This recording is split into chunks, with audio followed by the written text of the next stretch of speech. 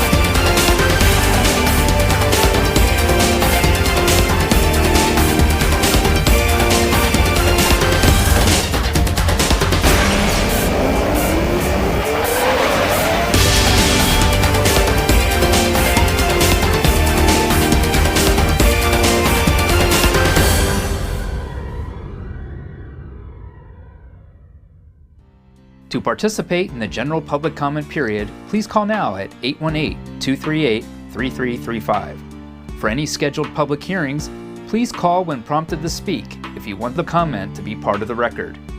Members of the public may speak for up to 3 minutes depending on the number of speakers.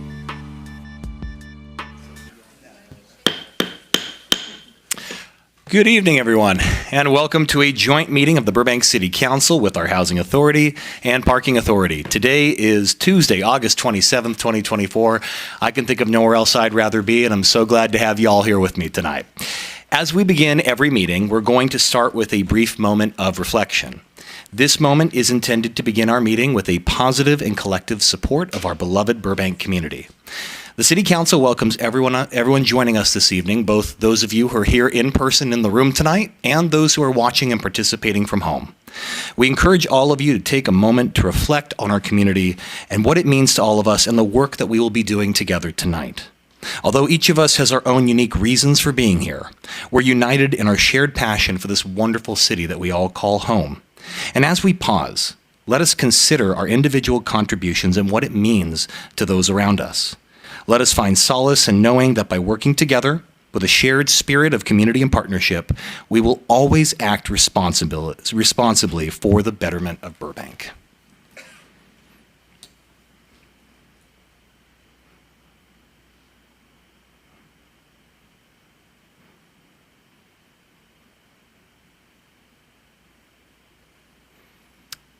Thank you all very much. And now, if you'd please rise and join me in the Pledge of Allegiance. Place your hand over your heart and begin.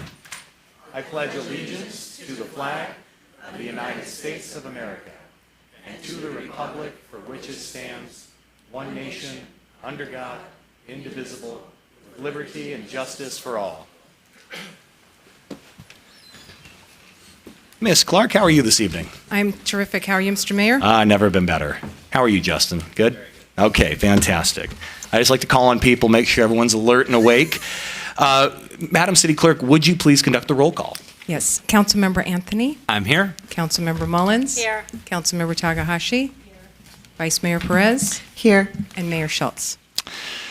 Y'all are going to make me up. Fine, I'm here tonight. Tonight I'm here. So we have a 5-0. Everyone is present and we have a quorum. Now, to the public, there will be 4 periods of public comment this evening. We have a few prefatory remarks, so please bear with me, and then we'll get to the matter at hand this evening. Now, members of the public may comment in person or by telephone during the general public comment period. The first public comment period that we'll be taking up tonight is for general public comment on any matter concerning city business and or any of the agenda items that we will be discussing tonight. If you're here in person and would like to speak during general public comment, you should have and still can fill out one of those amazing, very expensive, I don't think they're that expensive, yellow public comment cards. Ms. Clark and Ms. Ty will hold it up for you, and they're right over here by Captain Cornelius. As always, we'll take our 1-minute public commenters, followed by our 3-minute public commenters, and then we will go to the phone lines. Speakers who selected for 1 minute will go first, and again, then we'll go to our 3-minute commenters. If you're calling in by phone, you can do that right now by calling in to 818-238-3335. And Councilmember Takahashi heard me correct. That's 3 3s and a 5 at the end. Callers will be placed in a queue until all in-person public comment has been received. Now, there will be 3 additional public comment periods this evening, but that will only be taken in person, so there will be no phone-in option for those comment periods. There are interpreters available with us this evening to help with assistance in translation. We have both Spanish and Armenian interpreters here with us sitting in the front row. Please connect with them if you're interested or in need of services, and if there is no request for services at either 6:30 p.m. or the close of general public comment, whichever comes first, at that point I'll order them dismissed and thank them for their service this evening. With that, we have 7 announcements. The following are announcements for August 27th, 2024. Adoption fees for all animals at the Burbank Animal Shelter will be 50% off from August 1st through September 10th. Come meet the wonderful dogs, cats, bunnies, and other pets looking for their forever homes.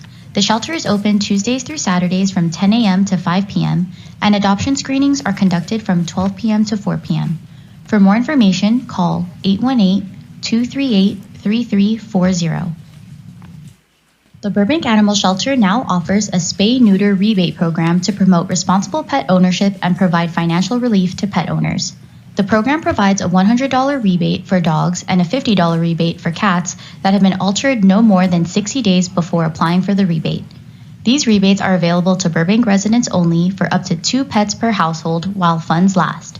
Pick up an application at the animal shelter located at 1150 North Victory Place or visit burbankanimalshelter.org. The volunteers of the Burbank Animal Shelter's annual online silent auction fundraiser is returning September 13th through the 15th. Take this opportunity to bid on a variety of items, including vacation stays, wine tastings, Disney and DC memorabilia, Disney Park Hopper tickets, artwork, and more. Get a sneak peek of available items starting September 9th by following the QR code or visiting new.biddingowl.com/VBAS. The City of Burbank is hosting 5 community meetings to receive public input on a potential rent cap. The city invites Burbank residents to attend any one of our in-person or virtual meetings to learn more about a potential rent cap and provide their feedback. Each meeting will provide the same information to give residents multiple scheduling options to attend. For residents unable to attend a meeting, the city will provide an online feedback form. Interpretation services will also be available for residents who wish to participate in Armenian or Spanish.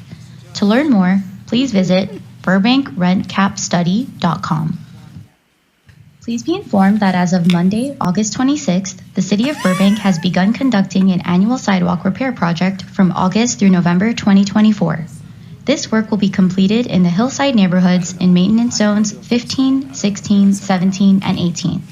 Impacted residents will receive 48-hour no parking notices before work begins. Find full details and a map of the construction zones on the city's website at burbankca.gov. The City of Burbank is exploring the possibility of establishing a business improvement district in Magnolia Park. If you own or operate a business on Magnolia Boulevard between Florence and Maple and are interested in having services and programs such as maintenance, security, unified branding, and community events, then please join us at one of our upcoming workshops during the first week of September. To RSVP, email your information to katie@urbanplaceconsulting.com. As part of Burbank Water and Power's ongoing commitment to sustainable energy and community engagement, BWP is exploring updating the rate structure to a solar net billing system. Join us at our upcoming public meetings on September 11th and September 30th to learn more, share your thoughts, and engage with community leaders and experts. Your participation is crucial as we move forward with these changes. Visit burbankwaterandpower.com for more details. This concludes the announcements for this evening. All right. There we go. Okay, fantastic. So next up, we have our presentations this evening, and we only have one, but it's an incredibly important one. Yesterday was Women's Equality Day, and one of my prerogatives as mayor is to issue proclamations on behalf of the city. So to celebrate and commemorate Women's Equality Day, I'd like to invite some special guests. We have Lynn Lipinski from the Zonta Club of the Greater Burbank area, and I believe she's joined by Gloria Salas, who is a district governor, if I'm not mistaken. Fantastic. Well, thank you both for being here. Give it up for them. Oh, And if we have any other Zonchans in the room, feel free to raise your hand and let's give it up for all of our Zonchans here tonight. You know, Councilmember Anthony, you can join too. You can join. Men can be part of the club too and support the work. All right, I always got to promote that. Anyway, before I hand it over to our incredible speakers tonight, I want to read the proclamation. I'll present it to them, and then I'd like to give you both the chance to say a few words. So, whereas on August 26, 1920, the 19th Amendment to the United States Constitution gave American women the right to vote. And whereas on this 104th anniversary of the 19th Amendment, we celebrate the progress that has been made towards guaranteeing the right to participate in our democracy regardless of gender. And whereas we also recognize that women still struggle to achieve economic security for their families due to a lack of affordable childcare and unequal pay. And whereas in 2023, women earned 85 cents for every dollar that a man earned. And whereas the city of Burbank is proud to have its first elected majority female council. You got to clap for that. Come on. And whereas today Burbank recognizes the accomplishments that so many women fought so hard to achieve and rededicates itself to tackling the challenges that remain and expanding opportunity and representation for women and girls in our city. Now therefore I, Nick Schultz, Mayor of the City of Burbank, hereby recognize and commemorate this day in 1920 on which the women of America won their right to vote, and hereby proclaim August 26th as Women's Equality Day in the City of Burbank. Lynn, I'd like to present that to you. Thank you. And I think you have a little speech prepared, so I'll turn it on over. I do. I have a few remarks. So I'm Lynn Lipinski. I'm the president of the Zonta Club of Burbank area. I'm excited to accept this proclamation on behalf of our club and the women of Burbank too. It feels amazing to celebrate the women's right to vote in the United States here in a city council chamber where we have 3 women serving on city council. And I just lost my notes, and I'm not that good off the top of it. All right. We're not just voting. We're making slow but hopefully steady progress toward equity and leadership. And our club champions the advancement and equality of women in all areas of life. We've been proud to partner with the city on its new ordinance to help victims of human trafficking, and let us all continue to strive for gender equality and empowerment and say no to violence against women. And I want to invite you to a screening we're having on October 10th of a moving film about women overcoming domestic violence. So thank you. And my parting words are this. The work is not yet finished. Let's get the Equal Rights Amendment ratified. Thank you.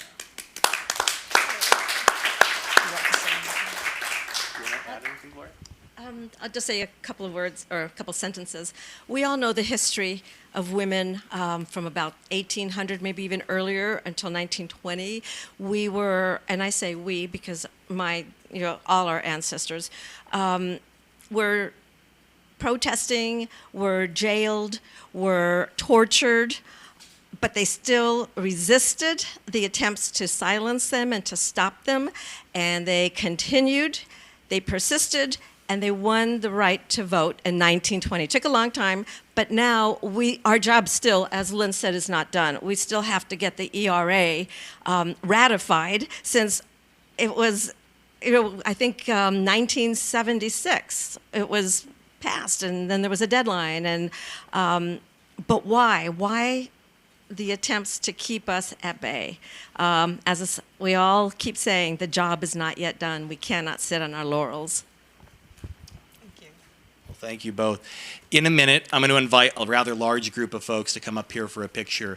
But before I do, I just want to say to everyone who's going to come up and be in this photograph, a lot of you know I have a little girl at home, and Ella, someday she comes home, she wants to be a firefighter, she wants to be a cop, she says she's the mayor of Burbank. It's always fun to hear what's in her little mind.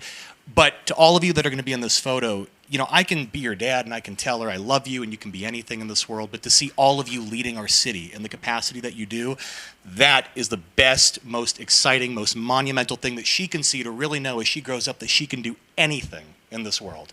So with that, I'd like to invite my colleagues on the City Council, all the incredible women that serve on the City Council, that are heads of departments, our elected officials, all of our senior staff, come on up here for a photo.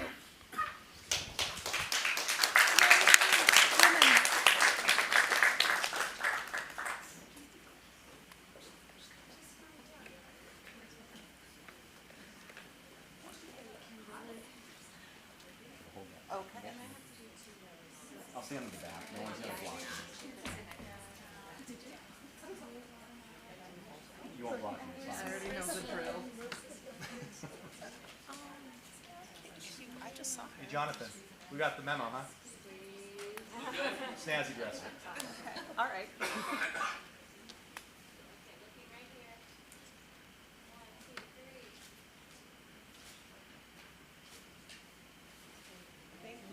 All right, one more time. Give it up for all the incredible women running our city.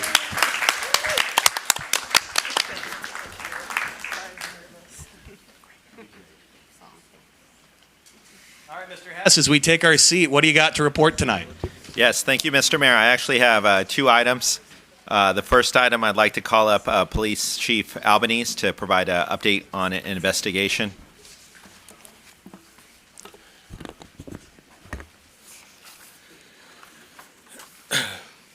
Welcome, Chief Albanese. Thank you, Mayor, Vice Mayor, City Council members.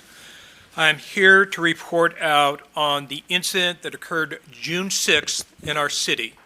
And as you recall, there was allegations of homeless dumping. So our investigation has been completed. I'm going to just do a recap of the circumstances. And the circumstances involved a male subject who walked away from St. Joe's emergency room naked. There were 5 St. Joe staff members that followed the subject out until he landed on a bus bench on Alameda. There were multiple 911 calls regarding a male naked on a bus bench. Our officers got out there and they engaged a male who was very lucid, who knew what he wanted and what he didn't want, and he wanted to be taken to jail. There was no crime associated with his behavior. There was a nurse that was a distance away that yelled out that he's a walk away. So I want to make sure that everybody understands this. He walked away from a medical facility that has a medical staff that can do a hold and also sedate him. There was no ask by that nurse to detain him, bring him back. So our 2 officers are dealing with a male who is naked, who is coherent, provocative, difficult, and they negotiated with him to put clothes on. And part of the negotiation process was, we'll give you a ride. And he goes, great, we'll give you a ride if you put on your clothes. He said, he immediately put on his clothes. Where do you want to go? I want to go to Tahunga. Tahunga's a tad too far. I want to go. So they agreed to take him to the Red Line because there was buses and trains, and he goes, let's do it, let's do it. And he told the officers, hey, look, handcuff me so that you feel safe with me. That was our subject that proffered that, not the officers. So they transport him to the Red Line area, and as they are approaching the Red Line, he sees a Starbucks. He says, stop, I want coffee. Stop. The officers stop, they get him out of the car, they unhandcuff him. He thanks the officers 3 times, and then the officers left, and as the officers left, the subject went to the ground and laid on the ground. One of the things that the subject did share with our officers is that he had a leg injury from the war. He did not expand on that. So what did the officers know and did not know? They did not know that the subject was the subject of a man-down call in the city of Los Angeles in Sun Valley. He was transported by the LA Fire Department to St. Joe's, and our subject walked away from St. Joe's. Chief, I'm sorry to interrupt. I just want to be clear. The subject was transported by City of Los Angeles personnel into the city of Burbank? Correct. And that happens frequently. Sure. This is not an anomaly. LA Fire and other services transport to a regional hospital, which is St. Joe's, and they end up in the city of Burbank. A couple things to note, and I'll talk about the investigation, is that the engagement with, our officers' engagement with the suspect was professional, it was dignified, They provided him dignity in the moment where he was unclothed, and they were able to get him clothes. St. Joe's was not. The professionalism, I was really impressed with our officers because of the suspect's life circumstances. Again, difficult, provocative, and really was a lost soul. So treated with the utmost dignity. The video that was posted, the optics don't provide a complete story. It's a Paul Harvey scenario where it's the rest of the story. The FBI wanted to initiate an investigation. They came to our department. They reviewed the circumstances and the videos, the body-worn cameras, and they recognized that our officers' actions were appropriate. They did not open up a case. So our investigation determined that our subject was not homeless. He has been renting a room for the last 2 to 3 years. We spoke to his landlord. The subject has never been homeless to our knowledge. He is not in the HMIS system, the Homeless Management Information System. He is a provocative soul, how I would describe it. The allegations are really serious. Homeless, dumping. I'm disappointed that there was, to my knowledge, no outreach to the mayor, There was not. to the vice mayor, to the city council, to the city manager, to the chief of police as far as what happened and give us an explanation, put us on notice.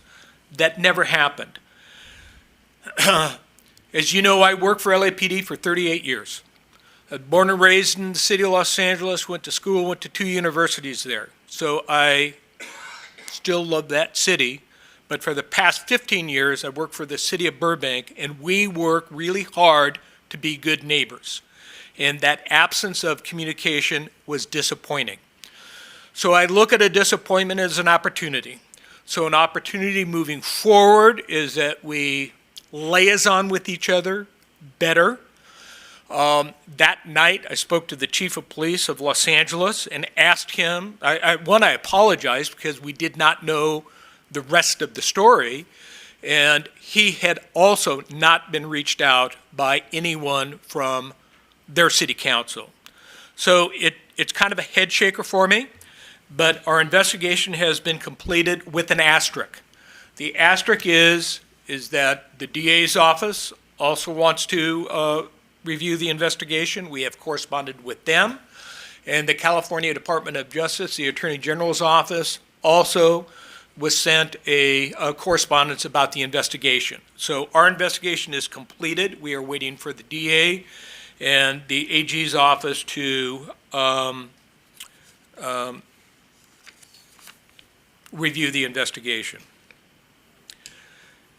Tomorrow, we're going to issue a statement that kind of summarizes what I've shared with you this evening, but there'll be a hyperlink to this presentation so it's more personalized, so they hear more words instead of reading stuff. And I believe that will satisfy folks' interest in what happened. Was he homeless? Was it homeless dumping? And that should answer everyone's questions. And I'm going from memory here, but I believe I've covered everything. So that concludes my report out. Thank you, Chief. Mr. Hess, anything briefly to add? I do have one more item, but On this let you guys item. spin it. Not on this item. Colleagues, any brief questions only? Questions? Chief Albanese, just one question for the sake of the record. The rather severe allegation raised by Los Angeles City Council member Paul Krikorian that the gentleman in question was homeless, I want to be 100% clear about this. Your investigation revealed that that was a false assertion, that he is not, in fact, unhoused. So the allegations are unfounded. Thank you. He is not homeless, and it was not dumping. Thank you. Don't think that could be any more clear. Any other questions? All right. Thank you very much, Chief. Mr. Hess, next item. Okay, if I could call up Drew Johnstone from BWP to speak on a little lighter topic here. This is a Student Energy Efficiency Program with BUSD. Good evening, Honorable Mayor, Vice Mayor, and Council members. I'm Drew Johnston, the Sustainability Officer at Burbank Water and Power. I don't have a true crime report to follow that, but I do have a feel-good report from our Energy and Water Education Program that BWP sponsors for middle school students in Burbank. Last school year, all 3 BUSD middle schools with their 9 teachers and about 1,200 6th grade students participated in our program. If you wouldn't mind getting the slideshow up. Thank you. The goal of our program is to partner with the teachers to provide their students with quality instruction regarding the wise use of water and electricity, and encourage conservation at home by engaging students and their families in hands-on activities like installing energy and water-saving devices and forming good habits that we hope will last a lifetime. And we also share information on BWP's residential water and energy efficiency programs with their families. For the last 14 years, BWP has continued to sponsor this program because we've received phenomenal feedback from teachers, students, and parents. We receive thank you notes like this that really is a highlight in our office when we get them. But also very importantly, thanks to the program, we see substantial energy and water savings in our system. We send energy and water efficiency kits home to students, and each one saves about $35 a year in energy and water costs. And when you add up the savings from the 1,200 kits distributed, the electricity saved is equivalent to what's needed to power 31 homes for a year, and the amount of water saved is equivalent to what's needed to serve about 37 single-family homes for a year. This is accomplished thanks to the dedication and participation of teachers, students, and parents. And since the program has been refined for the last 14 years, we have some great resources for teachers. They have a portal with curriculum, tutorials, and video content. There are classroom activity demos, slide deck, interactive homework, and the program also gives mini grants to teachers for classroom activities. The teachers also get letters that they send home to parents in both English and Spanish with resources that BWP offers to help them save energy and water. So there's a lot of great curriculum inside the student workbook with lessons on natural resources, electricity fundamentals, the drought, energy and water conservation, and STEM activities. And students earn extra credit by doing video and photo submissions, and they also can take a pledge and of course install the measures from the kit. So inside the green tote bag with the BWP logo, each student can take home 2 LED light bulbs, an LED nightlight, smart power strip, a WaterSense shower head, aerators, a water temperature check card, toilet leak detection tablets, water flow rate bag, and a sprinkler gauge. So the students are asked to complete all those activities in the kit, detail the actions they took, and then based on the reported data, we get savings from those kits that can be calculated. These are some of the example pledges that some of the students came up with. You can see they typically commit to utilizing the kits, installing the measures with their families. It really broadens their understanding of energy and water efficiency, but also turns them into advocates within their communities. And some of the students earned classroom credit for submitting videos of them doing their part to conserve. And one amazing video submission, one of the students described how their actions are helping the water energy nexus, which is a term that they learned in the classroom. To conclude, we had a very successful program this last year, and we're now preparing for this next school year's program. We look forward to working again with the principals and 6th grade teachers at Luther Burbank, John Muir, and Dolores Huerta. And we're also expanding the program this year to high schools, and that'll include more advanced curriculum and information on careers and the utilities in the trades. So that's my feel-good report on our Student Energy and Water Education Program, and I'm happy to take any questions. Thank you, Mr. Johnstone. Any questions? All right, bang up job. Good work. Have a good meeting. Thank you. All right, thank you. Mr. Hess, anything else? That's it, Mr. Mayor. Thank you. Okay, if I can have our interpreters stand. Anyone made a request so far? I'm seeing no. You're both relieved. Thank you so much for being here. Mr. City Attorney, would you please report on closed session? Yes, Mr. Mayor, Vice Mayor, Members of the City Council, and for the benefit of the public, City Council met this afternoon at 4:30 p.m. to discuss one item in closed session, labor negotiations pursuant to Government Code Section 54957.6 with the city's labor negotiator, Ms. Betsy McClinton, Management Services Director, concerning negotiations with the Burbank City Employees Association. The City Council took no reportable action this evening. Thank you, Mr. McDougall. Now is the time for joint general public comment. In a moment, I'll be calling out the speaker's name as well as the person who will be next in line to speak.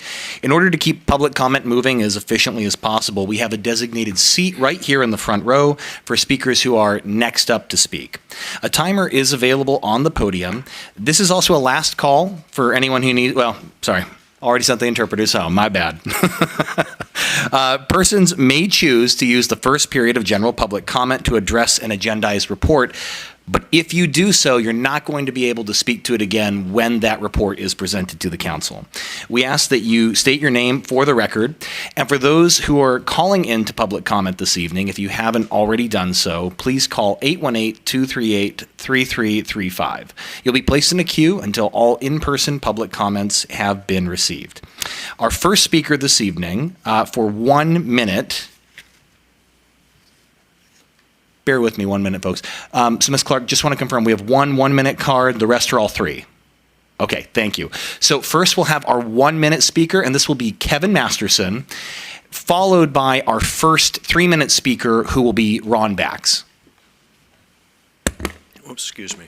Hi, I'm here. I applied for a job on the City Planning Committee, and I got a call from Melissa a couple weeks ago to come in. I've lived in Burbank on and off for over 30 years. I love Burbank. I'm from a small town in western Pennsylvania, and that's 500 people. Burbank seems small like that to me. I love what the officer said earlier about being a good neighbor, because I'm a good neighbor, and that's what attracts me to Burbank. And so I just wanted to come and introduce myself to you. I've been a real estate appraiser for about 20 years now, and I was determined to find a home in Burbank. I put offers in on probably over 50 homes before I finally got my home on Catalina Street in Magnolia Park. I mean, I was determined, and I finally did it. So I've been there for 7 years. Before that, I was in a condo and I was the president of the board, which, if you live in a condo, never be on the board. That's your time, sir. Yeah. But thank you very much for your comment, and thank you for applying. Okay, thank you. Good luck tonight. Next, we have Ron Bax for 3 minutes, followed by Mark Scroggs.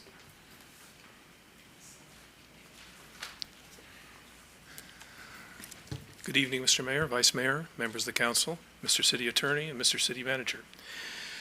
Ron Bax, 72-year, less 10-day resident of Burbank. Many times I've heard from the dais that you were elected to represent all citizens of Burbank. I assume that means equally. I don't know, the speaker's working. For some reason, it just came on. We can hear you. I know, but it wasn't on for a moment. When I hear sentiments to help tenants without regard to infringing on the inferred constitutional rights of housing providers, I conclude you have forgotten. My analysis of what I hear from City Council members is that the majority of you want to appease the maximum number of Burbank residents. Responsible governing is not getting the most likes, it's doing the right thing. Rent caps impede the right of housing providers to benefit from the hard work and sacrifice they have put in for years, in some cases decades, giving the benefits to strangers. They also burden newer tenants with a greater portion of operating costs. If you want to discuss this in more detail, give me a call. Seismic retrofitting will be coming before you shortly.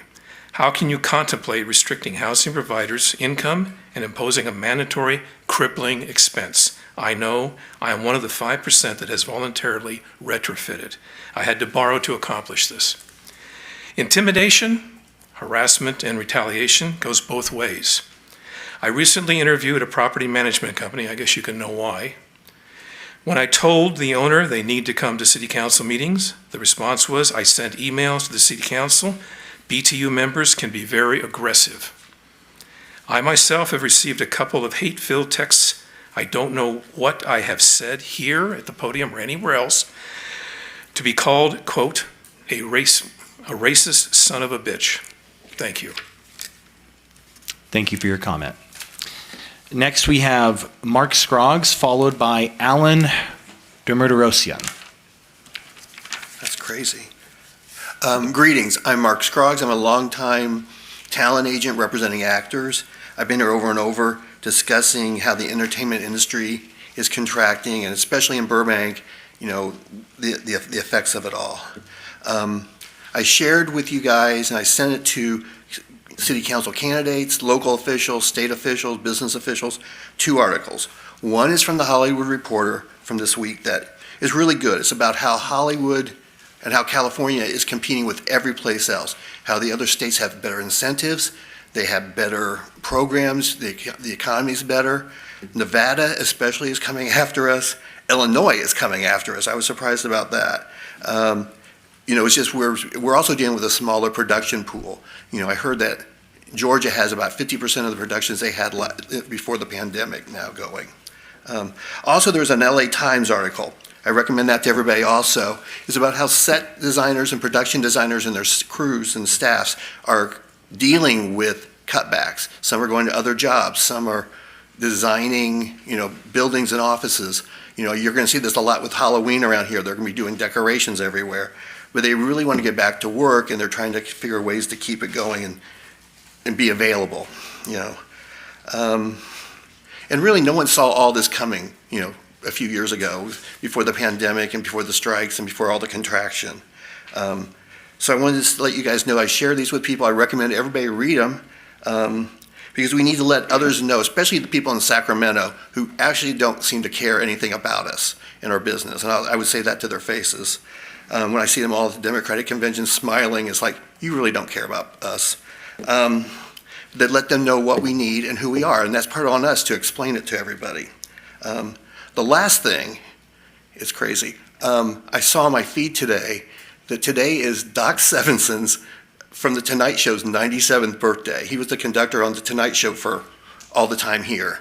First, I didn't know he was alive, and then I didn't know he was 97. Then you go look at pictures, and some of those clothes they were wearing were crazy. So I just want to recommend that as part of Burbank history. So have a good evening. Thank you for your comment. Next, we have Alan Dermurderosian. I may have mispronounced that the first time, so. Second time better. Thank you. So, Alan, you'll be followed by Joe Pimienta.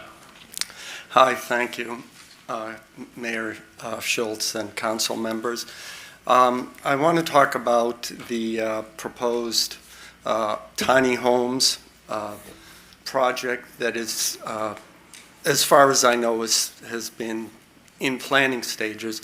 I find this is a difficult subject to talk about because talking about homelessness is always a subject that is emotionally potent for a lot of people. As a father, however, I find my priorities do change. Last May, I took my son to the library on Glen Oaks because he needed to study for his AP test. He went outside for a minute, and after 5 or 10 minutes, I'm wondering, why hasn't he come back? He went out to make a phone call. I walk out, and what I see is that he's standing there. He's blocked from coming back into the library because the police are arresting a homeless person who assaulted them. And now he had to witness that. Now, as a parent, I can understand, and most people want to be compassionate towards homeless people. But again, as a father, my priority is not that. It's my son.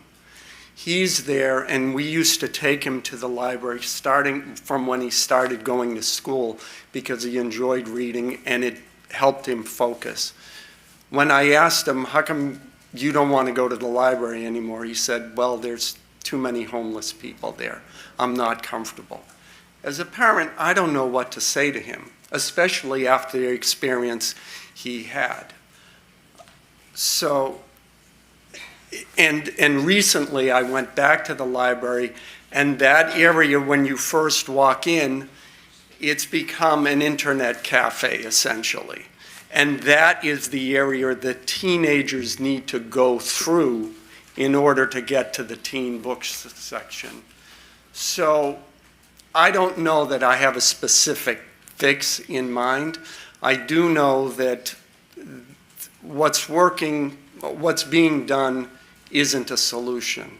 And I'll just close by saying, as a musician and as a composer who's worked in Hollywood almost 40 years, the idea of closing down a music school, this is Burbank, it's the city of arts, closing down the piano store that had a recital room, music things, I don't know if that's the solution either. So thank you very much. Thank you for your comment. My last general public comment card this evening is Joe Pimienta.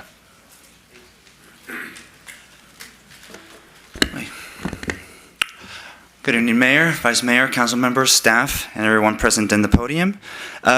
First and foremost, I just want to thank the entire City Council and the staff for providing translators, to be available for public speakers. I think that's an excellent first step. I think that's an excellent next step for providing language justice here in the City of Burbank. So for having that option, thank you so much. I think that's great. And the measure that you're going about it by having them available up until a certain time, I think that's fantastic. Secondly, I just want to say that so the Walk Bike, the Chandler's 20th anniversary happened. It was fantastic. Everyone had a wonderful time. There were cookies and everything, and the attendance was beyond our expectations. So we are just very grateful for everyone on city staff that helped us organize it, for everyone who participated, and for everyone that came forward. It was just a great event. But I would like to use that as a segue of just another indication of what a victory and what a triumph it is to have that bikeway and what it symbolizes to have more options for people to use as a measure of transportation that does not involve driving. And for that, I would like to use that as a segue as someone who participated on Metro's walk wheel audits that happened just a couple of weeks ago.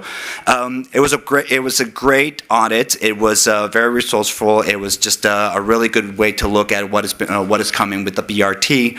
And as someone who is very much an aficionado of making sure that it would be a bus designated lane, I think that also doing that audit just as a cyclist and as a pedestrian, it was a really good indication of just how much infrastructure it is needed in this city in order to continue providing options for those who cannot afford a car or simply who do not prefer to drive a car. Having that option along, or just looking at what the city has and where it needs to develop, I think was a great insight. We biked around we walked around the area of Olive, going into Verdugo, stopping at a couple of parks, and also ending in Johnny Carson Park. It was just very insightful, even to see the people of Metro just get a very much on-the-spot interaction of what a lot of cyclists have to deal with, all the way from lack of accessibility, very dangerous lack of lanes and lack of bike lanes, but also drivers honking at people just for simply using the road as they are legally allowed to. So with that in mind, again, I would just like for everyone to continue looking at what Metro is doing and what they're trying to input, and also just how we need a stronger biking infrastructure here in the city. With my last notes, I simply just want to say that SAG-AFTRA is continuing to be on strike for voice acting on video games, and the Animation Guild continues in negotiations. So we wish them the best of success, because this is obviously something that they're going about labor, but it also relates to every single aspect of their lives, including housing. So thank you very much for your time. Have a good evening. Thank you for your comment. Folks, that completes our in-person general public comment period, and we'll now be moving to call-in public comment. So for our callers, please remember to lower the volume on your TV or computer and take your phone off of speaker setting when you deliver your public comment so that we can hear you very loudly and very clear here in the chamber. Madam City Clerk, do we have any callers on the line? We do. We have 2 at the moment. All right, let's send the first one through. The first caller is Dick Berg. Dick, you're on with the City Council. All right. Check. Can you hear me okay? Dick, we can hear you. You can start anytime. Oh, just wanted to double check. So this is very exciting. hello, Burbank. Hello, City Council. Thank you for the opportunity. And I do wish that, we were all sitting around and talking back and forth, but also understand the impracticality of 17 or 100,000 conversations at the exact same time. I'm currently practicing AYSO at Providencia Elementary School, and I've been practicing since I was 10 years old on this same exact field, and it has holes and dirt through the grass, the same ones that I saw as a child. And I could paint a picture of it being dangerous and all these things, but quite frankly, it just removes the enjoyment of the sport, and it really reduces the ability to build skills as a soccer player, because if you're focused so much on bumps and knobs of grass out of the ground, then you're not really passing with your teammates. So what I was wondering, and what I want to throw into the Burbank sphere is it possible to really dedicate some resources to making sure that the soil water is retenting correctly and being watered correctly, maybe even one day like getting drainage so it doesn't get swamped during the winters, maybe experimenting with some clover fields. I know it goes against what Burbank Water and Power is saying by cutting back on the water, but I do know that we use some reclaimed stuff, and it would be nice to just have grass under our feet, level playing field with like a little dirt and spread it out there. And then whoever, Mark or Michael or something at the front, he says, call me. You didn't leave a number. The free market is a beautiful thing. We should always strive for it. But at the same time, if no one is looking out for the people and the renters, those are the people that are going to be taking advantage of a lot more than landlords. So, love you, Burbank. Thanks for having me. Thank you for your comment, and thanks for the suggestions. Next caller. The next caller is Jim Barnfather. Jim, you're on with the City Council. Well, thank you for taking my call. I'm a 75-year resident of City of Burbank. Burbank class of 65. We're celebrating our 60th reunion on October the 12th. Vietnam veteran, Burbank Walk of Fame inductee. So unlike Tommy Lasorda, who bled Dodger blue, I bleed Burbank blue. I'm calling regarding a major change to the permit parking enforcement process that will be taking place coming up. And I was alerted to that because they inadvertently sent out a notification earlier this month when they shouldn't have. And in the past, the residents in the permit areas have paid for window stickers and for their cars, and then 2 hanging signs for their visitors. And that made it easier for the residents to know if someone out of the area was illegally parking in front of their homes or on the streets that require permit parking. On September 1st, the residents will be notified that the Community Development Department will be implementing, with the council's approval, a policy that will take away the self-monitoring of the neighborhood residents. No longer will stickers and cards be issued. Residents will be providing the Community Development Department with their license number, and also, as visitors come, the license numbers for those particular cars. I've spoken to a couple of staff people, one from the Community Development Department, which was David Christie. He finally contacted me today after 3 weeks of trying to reach him. And also, I've not heard from Patrick at all. I've been in contact with Courtney Paget, who's been very, very understanding in terms of my concern for the neighborhood. David's indication that this was going to make it a lot easier and less costly for the city to enforce the violations. Perhaps in theory that's correct, but in reality, which is the world that we as citizens live in, it will not be correct. My recommendation is to continue with the sticker and cards process, just basically extending them out for 1 year, and implement the new license plate enforcement for the enforcement people as they come through. This would give staff really an opportunity to see and to provide and to obtain input from the neighborhood as to if they go through with just the driver's license only, the impact on the neighborhood.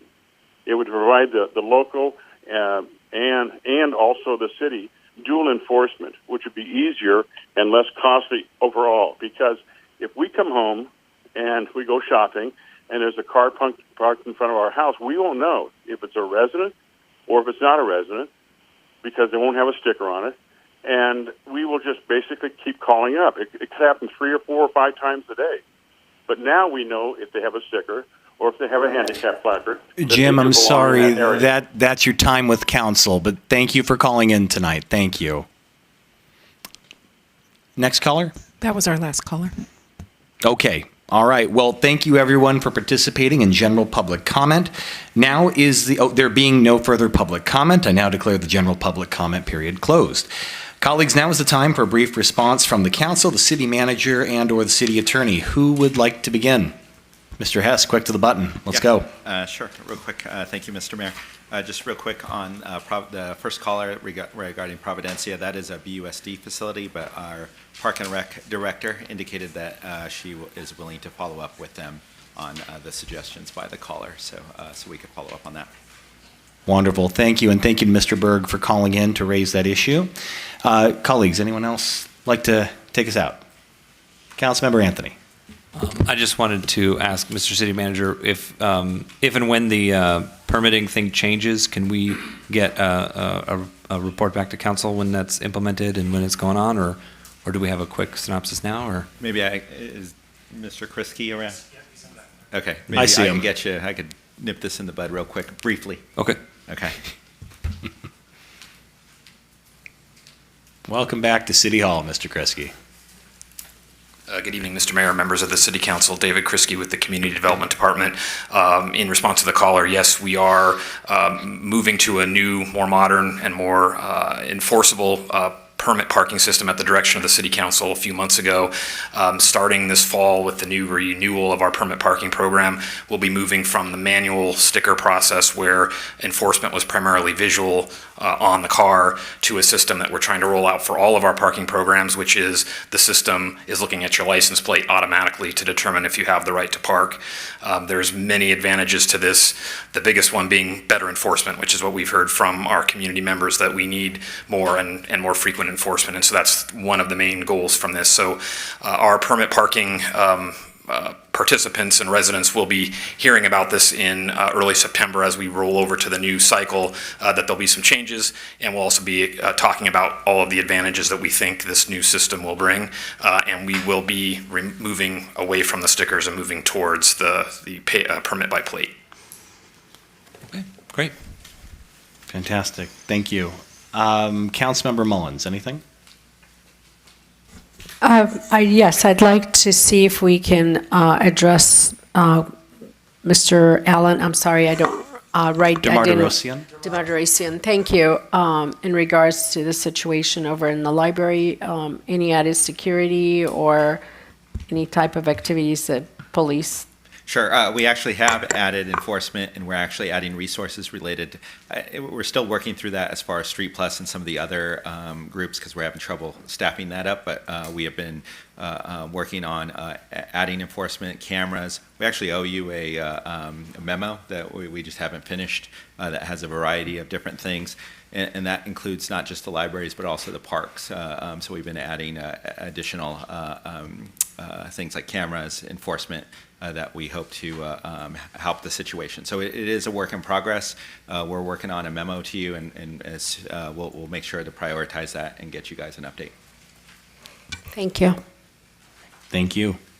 Anyone over here? Yes, Councilmember Takahashi. Thank you, Mr. Mayor. Thank you again to everyone who came out tonight and to speak. It's important to hear what everyone's thoughts are on the community, and also want to thank you for taking the time to come and speak in front of council. I know it takes time out of your life to do that.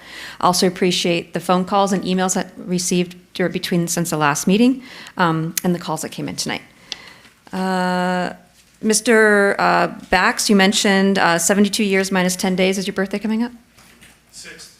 We got a bunch of birthdays, a bunch of us on here on council and in the room.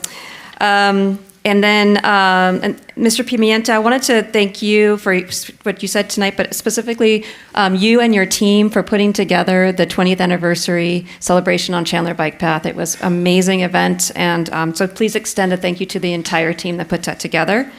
And thank you for participating in the walk wheel audit. And then there was one caller who mentioned just briefly about, unfortunately, we can't have back and forth conversations in here, but I just wanted to remind the community that I'm speaking for myself, and I think many council members would probably nod their heads, is that my information, my contact information is on our city website with my phone number, my text number, and also a link to make a meeting with me on Calendly. So please feel free to reach out if you want to have a back and forth at another time that's not a council meeting. All right, thank you, Mr. Mayor. All right, thank you. Vice Mayor.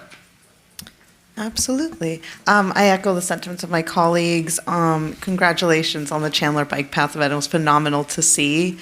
Thank you to everybody who spoke. I did want to address Mr. DeMartirosyan directly. I would love to have a conversation with you about the homeless center that we're creating, about the homelessness issue in general. As a provider, I have my thoughts, and I've learned a lot from both sides of the aisle, so I'd love to talk to you about that. My contact info can be found on the website as well. Please email me. That's the easiest way, and we can set up a time to meet. I'd love to connect. And then thank you to everybody else who came. Thank you, Mr. Scroggs and Mr. Pimienta, for talking about the entertainment industry. We are the media city, so it's very important to keep that in mind, and I know there's a lot of things we're watching for in the near future. So thank you to everybody who came by. Happy birthday to all my colleagues, and happy birthday, Mr. Mayor. It's today. I was trying to avoid that. I hear if you don't recognize a birthday, you don't get any older. So that's what I'm aiming for. No, but there is nowhere else I'd rather be. This is the best job in the world. Thank you all for coming down and giving public comment, and those who called in.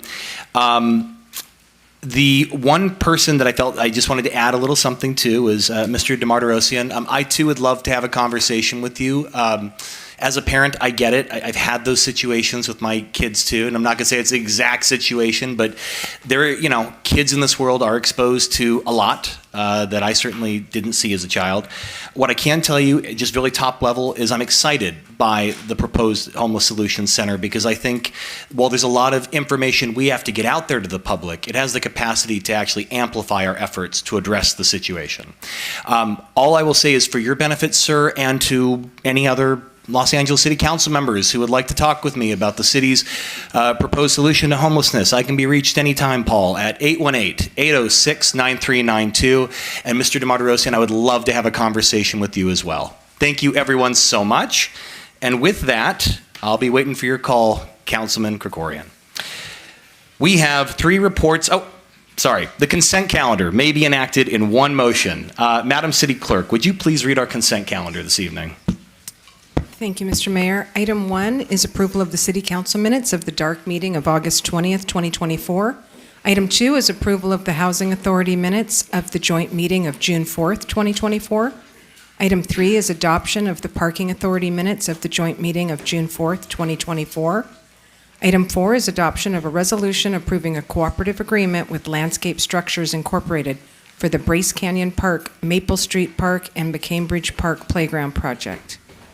Item 5 is adoption of resolutions continuing appropriations from fiscal year 2023-2024 to fiscal year 2024-2025. Item 6 is adoption of a resolution of the Council of the City of Burbank authorizing the city manager to execute a design-build contract with Musco Sports Lighting, LLC, and delegating authority to approve plans and specifications for equipment to upgrade the existing 1,500-watt metal halide lighting at Schaefer Ball Field to light-emitting diode technology. Item 7 is adoption of a resolution authorizing acceptance of the California Office of Traffic Safety 2025 Selective Traffic Enforcement Program Grant for $208,000 and amending the fiscal year 2024-2025 budget by appropriating funds. Item 8 is adoption of a resolution approving an amendment to increase the cost to bid schedule number 1508, Providencia Sewer Improvement Project Phase 2, in the amount of $3,968,363.72. Amend the 2024-2025 fiscal budget to appropriate funds and authorize the Public Works Director to execute the contract amendment. And the final item, item 9, is adoption of a resolution approving the application for a subrecipient grant agreement and signature of a letter of commitment with the County of Los Angeles to apply for the Federal Digital Equity Competitive Grant Program. Thank you. Thank you, Ms. Clark. Colleagues, do we have a motion or are there any questions on any of the items? Councilmember Mullins going for the button.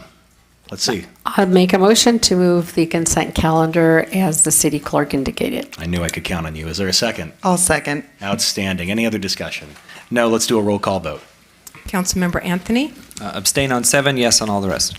Councilmember Mullins, Yes. Councilmember Takahashi, Yes. Vice Mayor Perez, Yes. and Mayor Schultz. Yes, all items pass 5-0 except for item 7, which passes 4-0-1. Congratulations. And to those of you who are going home, have a wonderful evening. All right, we have 3 reports to council this evening. One moment. Correct, yeah. Before he leaves, I'd just like to acknowledge Kevin Gray, who, come on up. Give him a quick round of applause. This is, this is going to be Kevin's last meeting here with the city of Burbank. Kevin, on behalf of the council, I just want to say thank you for your service. We are all going to miss you a great deal. Thank And you. it- I'm going to miss the city also. And I'm happy to construe any question needed. How are you feeling about the change? So that you can answer it. I've been crying for a couple of weeks, so it's not a joke, actually. Oh. Well, you will always have a home in Burbank, and I'll be seeing you later this week for your farewell celebration. Thank you. All right. Give it up for Kevin one more time.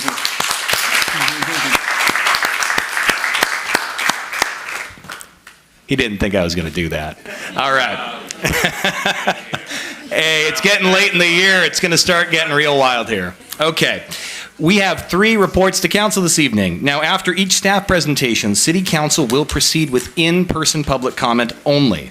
Speakers will be allowed to speak on the item at the conclusion of the staff presentation as long as you haven't previously spoken to it during general public comment. Again, 1-minute commenters will be followed by our 3-minute commenters. First up this evening, we have the following agenda item, which is regarding the appointment to fill a vacancy on the Planning Commission for an unexpired term ending in 2025. Presenting the report tonight, we have the incredible Kimberly Clark, City Clerk for the City of Burbank.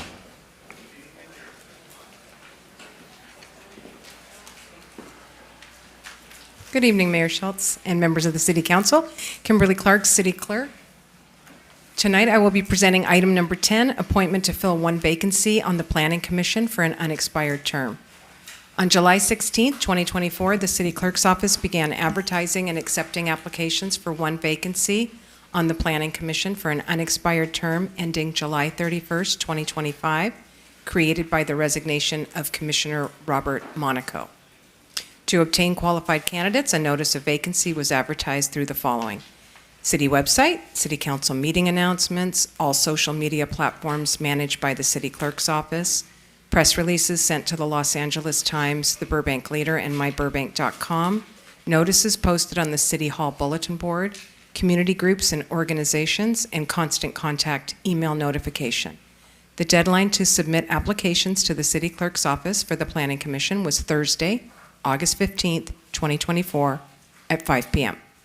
The City Clerk's Office received 14 applications, and I will read them in the order in which they were received. Emin Gabra-Masihi, Samantha Konsky, Joanne Gilmore, Tiffany Camerata, Victor Wolf, Matthew Nelson, that was his first choice, Terry Norton, Matthew Yon, Daniel Turk, Chris Yusefi, that was his second choice, Paulina Safarian, Kevin Masterson, Catlin Brinsley, and Greg Jackson. Please note that applicants Matthew Nelson and Chris Yusefi have also applied for the Park, Recreation, and Community Services Board. If either is appointed to the Planning Commission, their name will be removed from consideration for the PRCS Board appointment, which is scheduled to be presented to the Council at the Tuesday, September 10th, 2024 City Council meeting. At this time, I'm happy to answer any questions you might have. Thank you very much, Ms. Clark. Before we take any questions, we're going to do public comment, and then we'll do questions, and then we'll do our vote. So, Ms. Clark, before we get started, I just want to confirm, I believe all of our commenters tonight are seeking 3 minutes. Is that correct? Yes, that is correct. Okay, fantastic. So as always, I'll call up our first speaker, and then if you're next up, you can sit in the front row right there. First, we'll be hearing from Dwayne Gilmore, followed by Paulina Safarian. And if I mispronounce any names, feel free to correct me before your time begins. Okay. Esteemed members of the City Council, Mr. Mayor, Ms. Vice Mayor, thank you for the opportunity to address you today. I stand before you as an enthusiastic candidate for the Planning Commission. My name is Dwayne Gilmore, and I've called Burbank home for 7 years. And I've built a home for my family and a business. It's a small business, but we're a team of Davids, and we're not a Goliath. We also qualify as a small and a minority-owned business in the county, so we're grateful for that as well.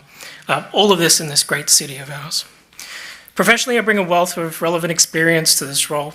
Over the years, I've had the privilege of working on a variety of capital projects in the public and in the private realm, in California and also around the world. This has helped me hone my skills in entitlements, planning, development, and community engagement. My background as a civil engineer has given me a comprehensive understanding of the challenges and opportunities that our city faces in terms of growth and sustainability. And when I say sustainability, I mean economic sustainability and environmental sustainability. I'm confident that my educational background, combined with my hands-on experience, provides a strong foundation to be of service to this community and position it for future growth and continue to be a great place to live, work, and play. I believe that I can bring fresh air to the Commission, a new perspective that is both informed and innovative. I'm eager to contribute ideas that not only honor the city's rich history, but also guide it towards the future that's equitable, sustainable, and vibrant. As a member of Planning Commission, I'll be dedicated to ensuring that the voices of all residents are heard and that the decisions reflect the diverse needs of our community. I'm committed to promoting smart growth that enhances the quality of life for all. I have a profound respect of transparency and accountability in all aspects of the planning and the city process. Okay, in closing, I want to let you know that last year I applied to be a member of the Infrastructure Oversight Board. The last question on that application form asks you if you're registered to vote, and I said no. The reason why I answered no is because I wasn't a US citizen. Since then, and because of wanting to serve my community, and for the purpose of this application, I was able to answer yes. I became a citizen in April and now officially registered to vote. Thank you. Thank you. So becoming a US citizen was a pivotal moment for me. Not only did it allow me to fully embrace the responsibilities of citizenship, it also empowers me to contribute more directly to the community that I cherish. Thank you for considering my application. I look forward to the possibility of working alongside you to make the community an even better place to live, work, Thank you and very live. much. Thank you. Thank you, and congratulations on your Thank you very citizenship. much, Mr. Mayor. Happy birthday. Oh, thank you. I guess I'm going to get older after all. Okay, next we have Paulina Safarian, followed by Terry Norton.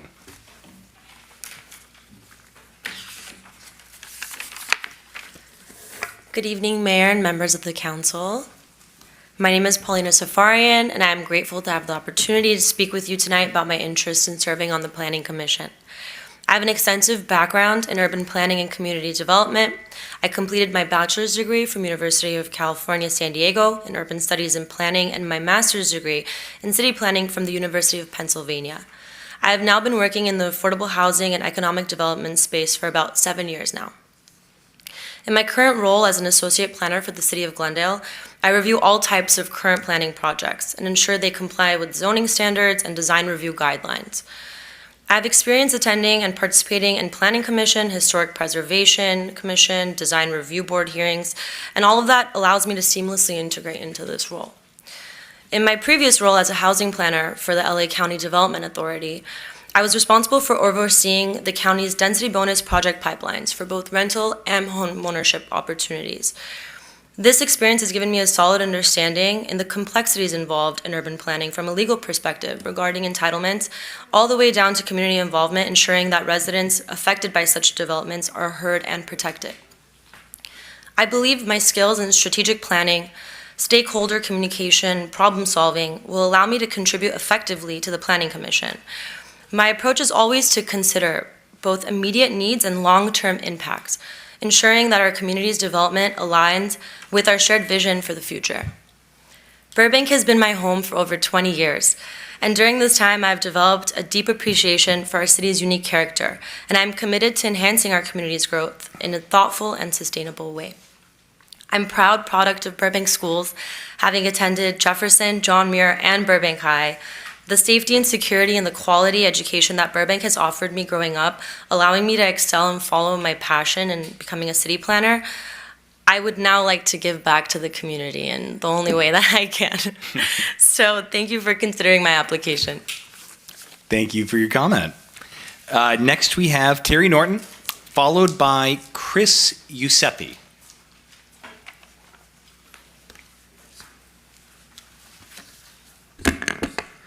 Good evening, council members.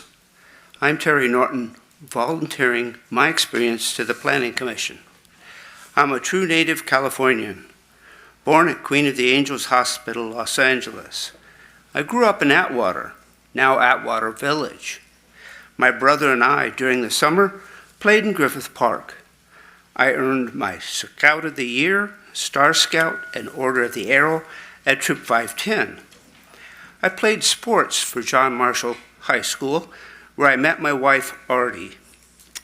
I continued my education at Trade Technical College in the ECM, Electrical Construction and Maintenance program.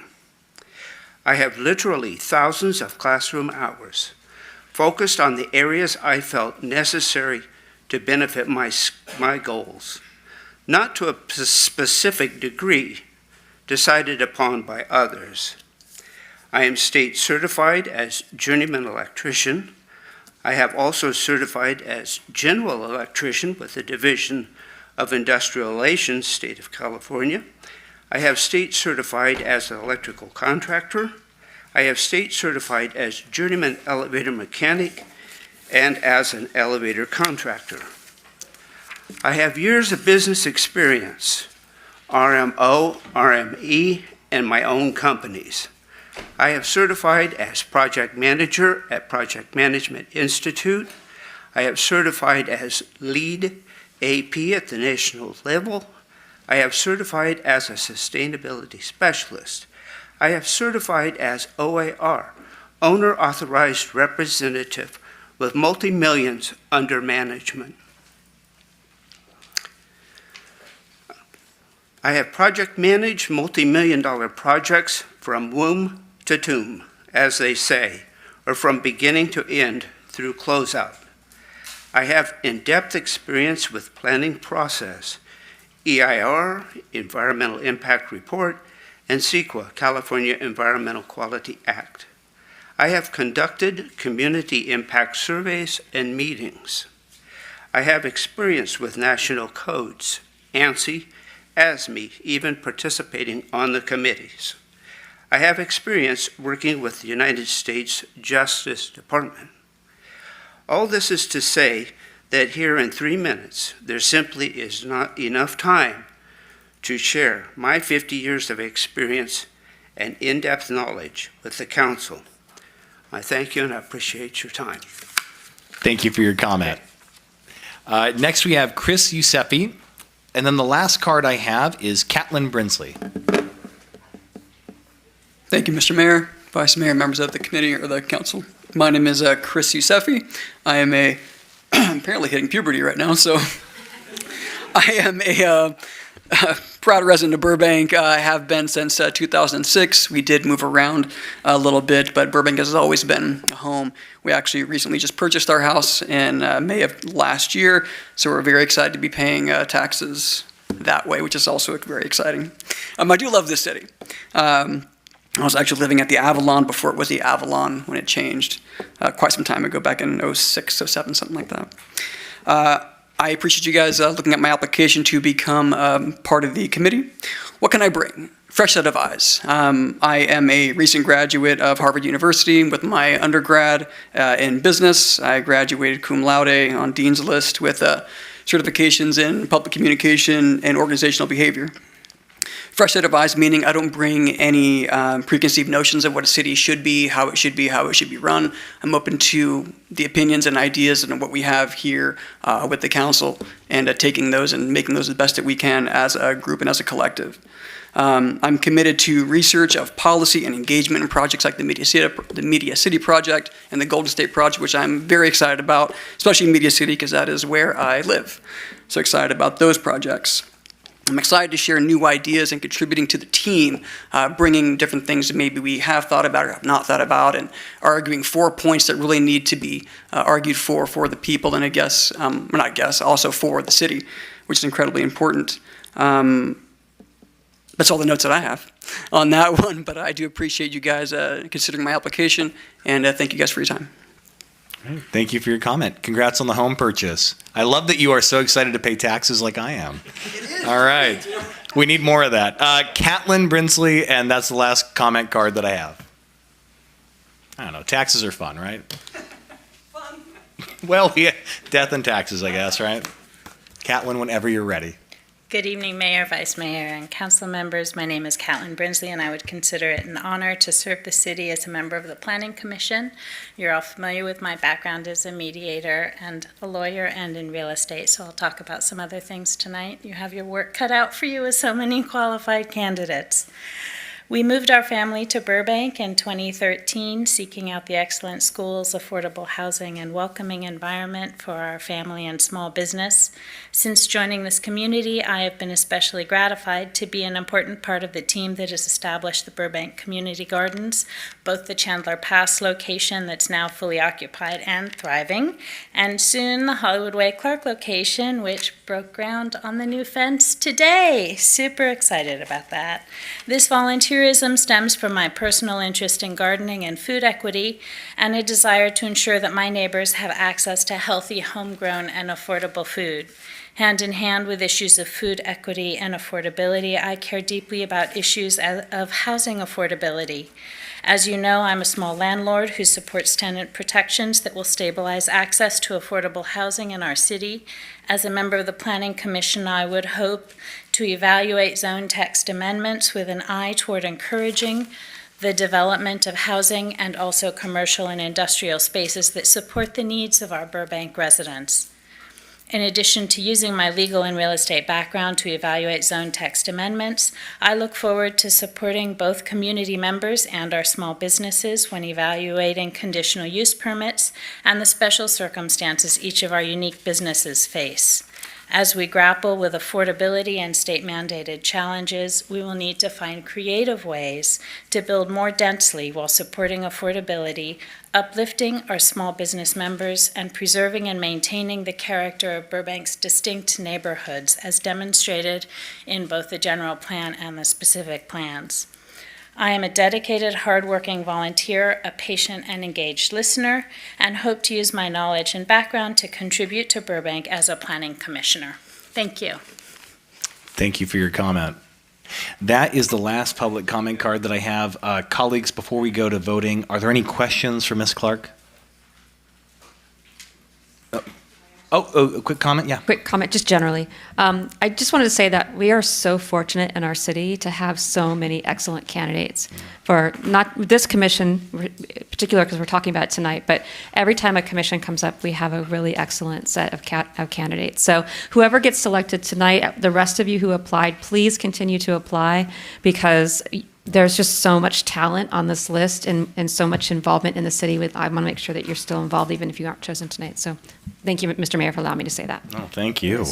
Mr. Mayor, yes, I thank you, Councilmember Takahashi, because I think it gets harder and harder every time we have an opening because there's so many qualified individuals, and I have to tell you, it really is tough. We read your applications, we respond to your emails, we talk to some of you, and at the end, we're just looking to see basically who's going to make the fit in what we have right now. So thank you all for applying, and please don't give up. Please continue applying if you don't get appointed today. Thank you.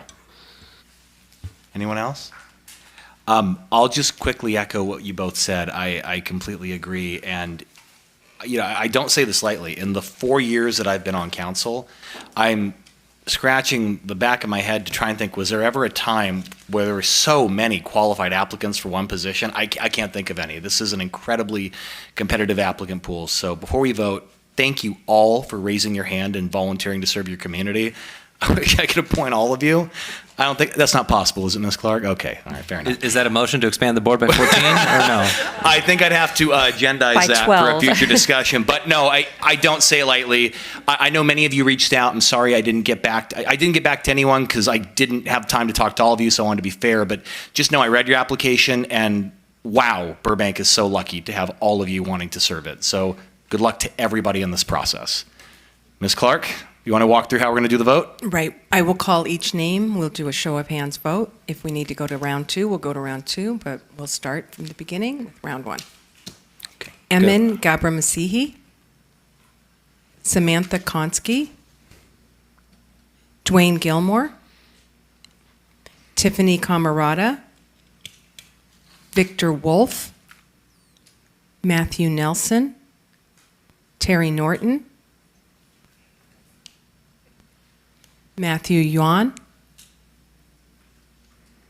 Daniel Turk, Chris Yusefi, Paulina Safarian,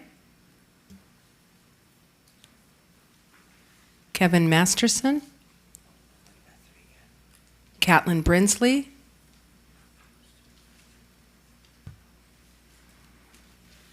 and Greg Jackson. Okay, so on the first roll, I have Terry Norton receiving 1 vote, Paulina Safarian receiving 2 votes, Catlin Brinsley receiving 2 votes.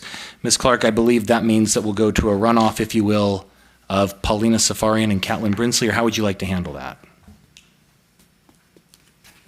I can call all 3 names again. It's your preference. Let's do a runoff with all. Mr. Mayor, Yeah. could we pause for just 30 seconds? Would you like to pause for 30 seconds? I'd like to pause for 30 seconds, and I believe under our rules, any tied numbers move on, and so the lowest I number believe falls that's off. correct. So I think it'll just, Okay. you're right, run Thank off of you just for the 2. correcting that. So on the next ballot, colleagues, there will be only 2 options, Paulina Safarian and Catlin Brinsley. Okay. Paulina. If it's possible, just a quick second, I want to just check something real quick. Whatever you'd like. I'm Thank here all you. night. Please, thank you. 30 seconds, Mr. Mayor. Appreciate it. Thank you.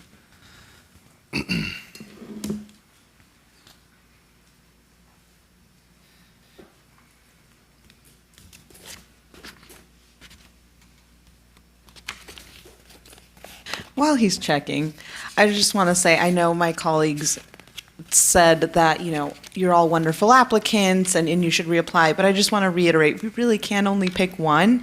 And some of the folks in this room, I know this is your 3rd, 4th time going for it, there's history here. So if it's your first time, trust me, as somebody who applied to the library board and was not picked their first time, it took my 2nd try, please keep trying, keep coming to the meetings, keep getting involved and staying involved, because it's really important, it matters, and you may land on a commission that turns out to be your favorite one in the world. So thank you for applying.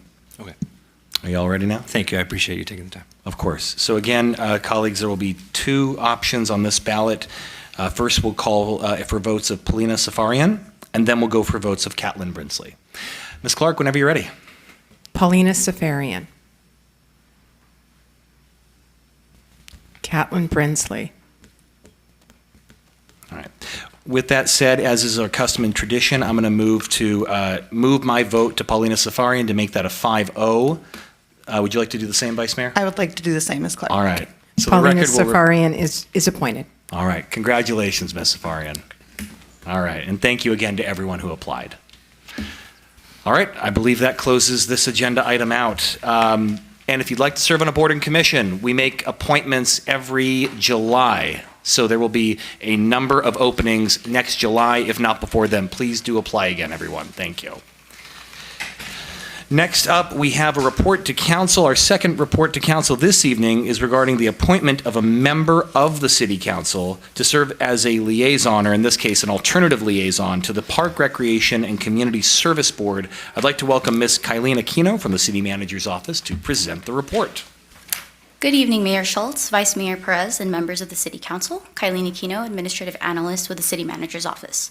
I'm here tonight to present a report to appoint a member of the City Council as a liaison to the Park, Recreation, and Community Services Board for the remainder of the 2024 calendar year. Currently, Councilmember Anthony is the appointed liaison and Councilmember Takahashi is the alternate. At the August 13th City Council meeting, Councilmember Takahashi requested this report as she is no longer able to attend the board meetings due to work obligations. The board meets every second Thursday of the month at 6 p.m. After Council's selection this evening, the current committee and liaison list, Attachment 1, will be updated. This concludes my report. I can answer any questions you may have, or Council may proceed with the selection to the board. Thank you. Thank you. First, we'll go to public comment. I have no public comment cards, just confirming, Ms. Clark.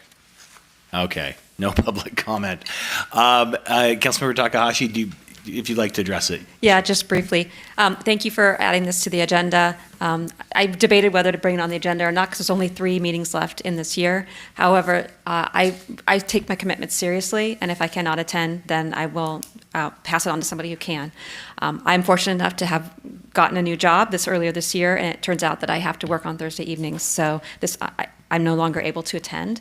In the past, I was able to sometimes watch, but I feel like it's more important to be able to attend when I can. So I would love if somebody else who is able, or maybe on Thursday nights, to be able to attend instead of myself. Thank you.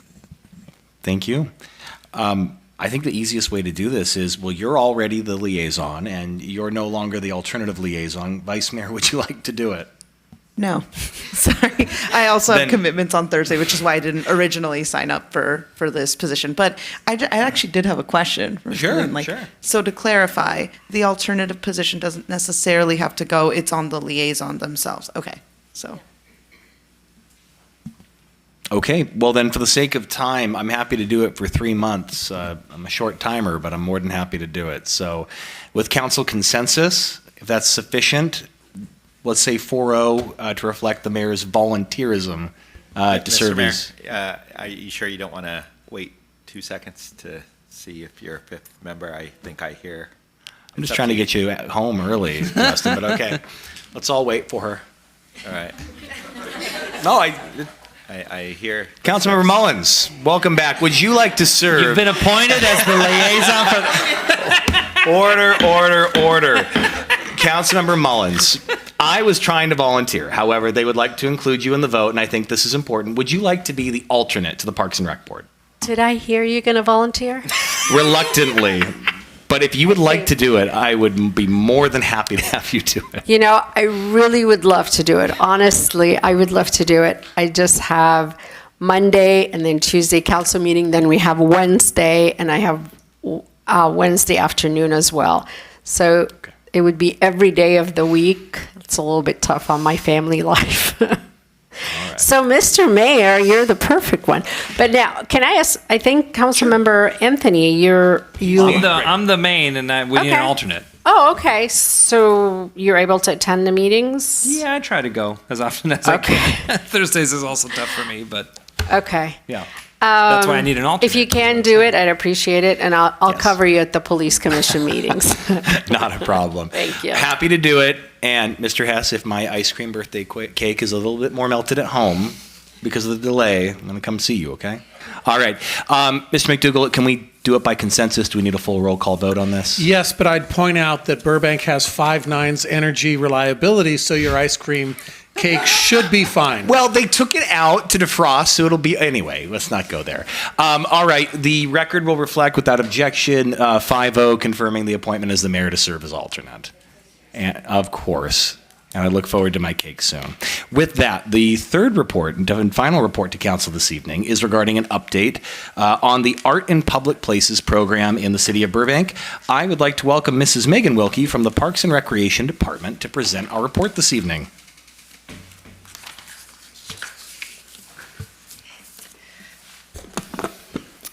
Good evening, Mayor Schultz, Vice Mayor Perez, and council members. My name is Megan Wilkie, Administrative Analyst for the Park Recreation and Community Services Department. We also have 2 representatives with us tonight from the Community Development Department, as this was a joint effort. As requested by Vice Mayor Perez at the January 23rd council meeting, I'm here to provide an update on the Art in Public Places program. This presentation will provide an overview of the program, its goals, and its impact to our community.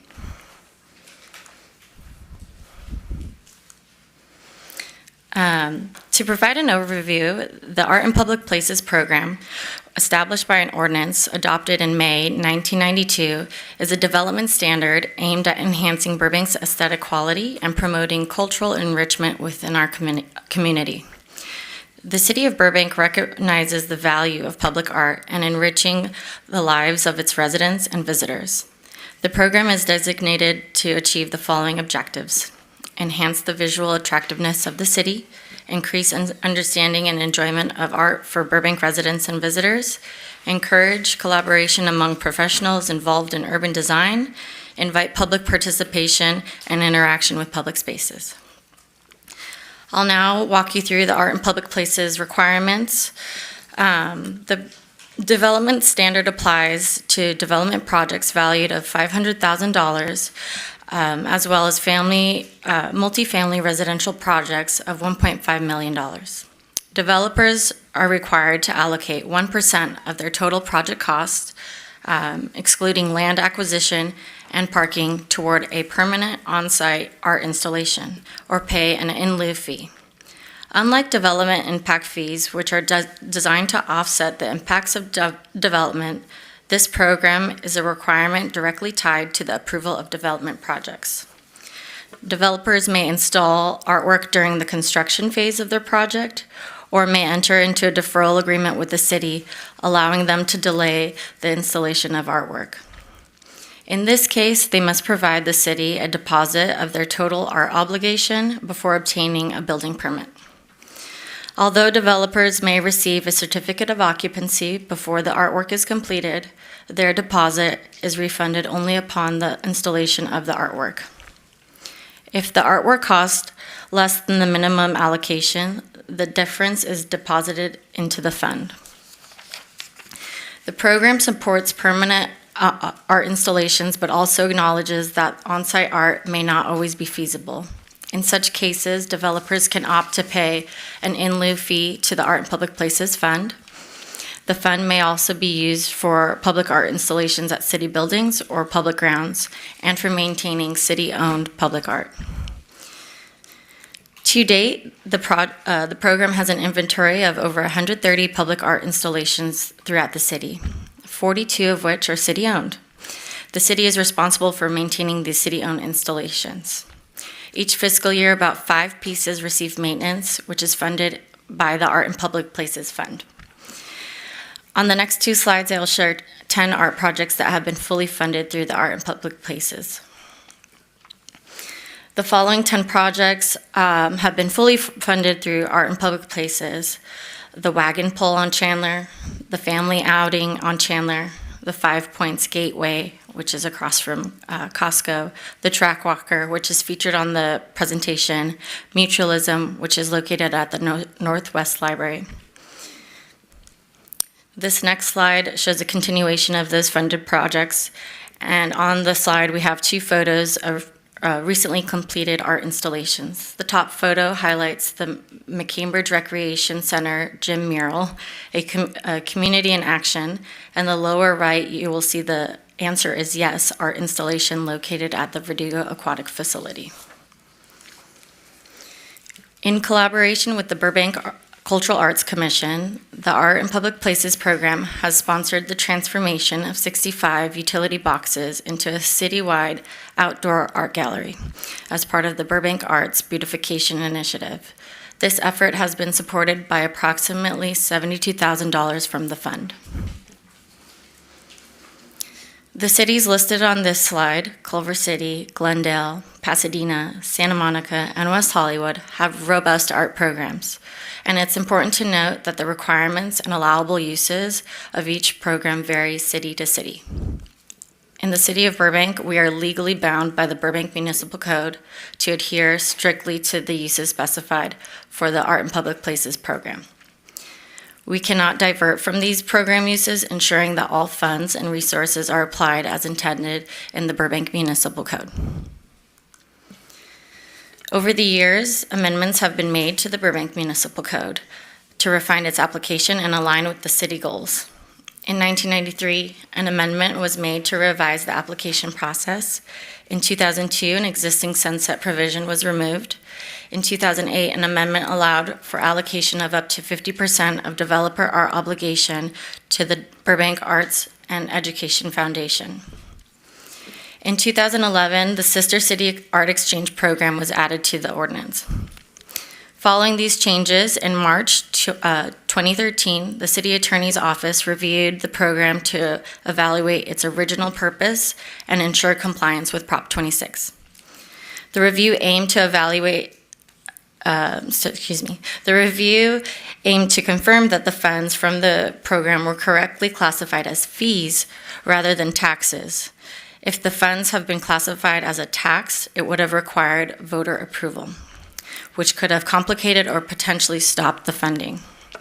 This review was crucial for maintaining the program's legality and ensuring it aligned with the city's financial and regulatory standards. And most recently, on February 6, 2024, Council approved a zone tax amendment allowing public art in post-security areas at the Hollywood Burbank Airport. There have also been discussions about expanding the use of the program funds for other art initiatives. However, redirecting these funds could compromise the financial stability of the Art in Public Places Fund and its ability to maintain and acquire public art. Although this report doesn't have an immediate fiscal impact, funds should only be used as intended and outlined in the Burbank Municipal Code. On the next few slides, I'll share a few examples of developer and city-owned public art installations throughout our city.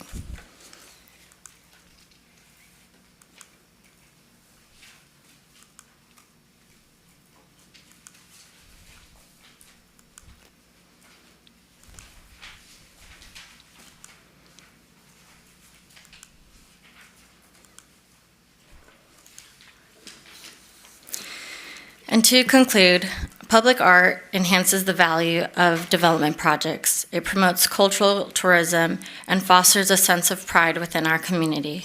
The Art in Public Places program has significantly contributed to shaping the city's image and enhancing the quality of life for Burbank residents and visitors. Again, the Art in Public Places Fund must be used as outlined in the Burbank Municipal Code. If the Art in Public Places funds are used for any purpose other than what is outlined in the code, the use of these funds may be subject to potential legal challenges, classifying the funds as a tax or a development impact fee. Staff fully supports City Council's commitment to increasing art initiatives citywide. Therefore, it's recommended that the Council consider alternative funding sources for other citywide initiatives during the next budget process. That concludes my presentation, and I'm happy to answer any questions you may have.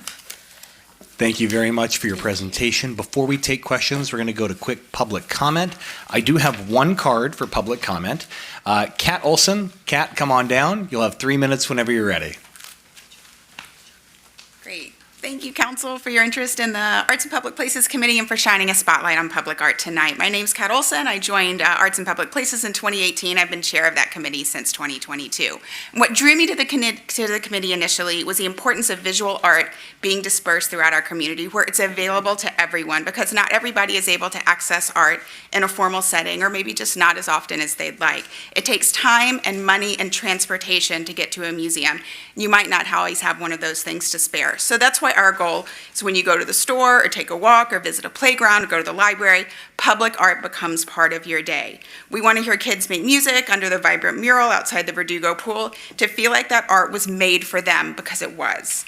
To have somebody who hits up McCambridge for a drop-in game, to feel like they're represented in the new mural that was just completed. The very nature of having these installations funded and maintained means that a child who spends her preschool years crawling over the Lincoln Park hats after library story hour can come back 2 decades later and pose by Amelia's aviator hat with her STEM degree. When I started on Arts in Public Places, I had no idea what public art cost, what went into getting a piece installed, much less maintained. I know now it is a significant undertaking. Since we're supported by a development standard, business owners trust us with their investment in Burbank, and as a committee, we take that responsibility seriously. Our role is an interesting juxtaposition, where we're tasked not only with lifting up art that's thoughtful, impactful, and representative and inclusive, and that's amazing and the funnest part of the job for sure. But then there's also matters of adherence to the tenets of the ordinance, things like durability and visibility, being sure the artist is recognized. And then a large part of the job is also fiscal responsibility and managing these restricted non-recurring funds. Juggling all three is a tall order, and that's where staff comes in. I cannot overstate the diligence and care that park staff puts towards vetting each project and artist, for the ongoing maintenance and emergency care of our existing art pieces, for strategizing budgets and earmarking funds literally years in advance to keep us on track. This committee runs entirely because of their tireless effort and support. And just to highlight a couple of items in our pipeline that are coming up is the Johnny Carson shade structure, obviously a massive project we're excited about, and also the Burbank Channel Bikeway, which is set to include 5 or more individual pieces. So they're both going to be really great, high-impact contributions to the community. So Arts in Public Places is such an asset to the community, and speaking on behalf of myself and the committee, we're grateful to the council for your continued support. Thank you. Thank you for your comment. That was the last public comment card that I have, so we can go to questions by the council of Mrs. Wilkie or any other staff member. Relevant to this item, not any staff member, I suppose. Would anyone like to begin? Anybody? I'll start. Yes, Vice Mayor. Alrighty, so I only have a few questions, and thank you for putting this together and making sure that it came back to us for review. I know folks on the commission, I know folks beyond who are interested in art have been interested in this coming back and seeing what we can update, what's working, what's not. And so my first question is, when looking at this update, did you see anything from other cities? I know, like was mentioned in the report, we're not the only city to have an Arts in Public Places ordinance. Did anything catch your eye from our other cities, neighbors, that they're doing differently that might be working? And I know, like us, they have gone through multiple updates and iterations.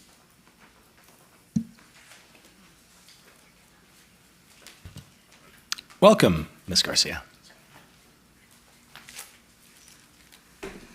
Good evening, Mayor Schultz, Mayor Perez, and council members. Marissa Garcia with Parks and Recreation.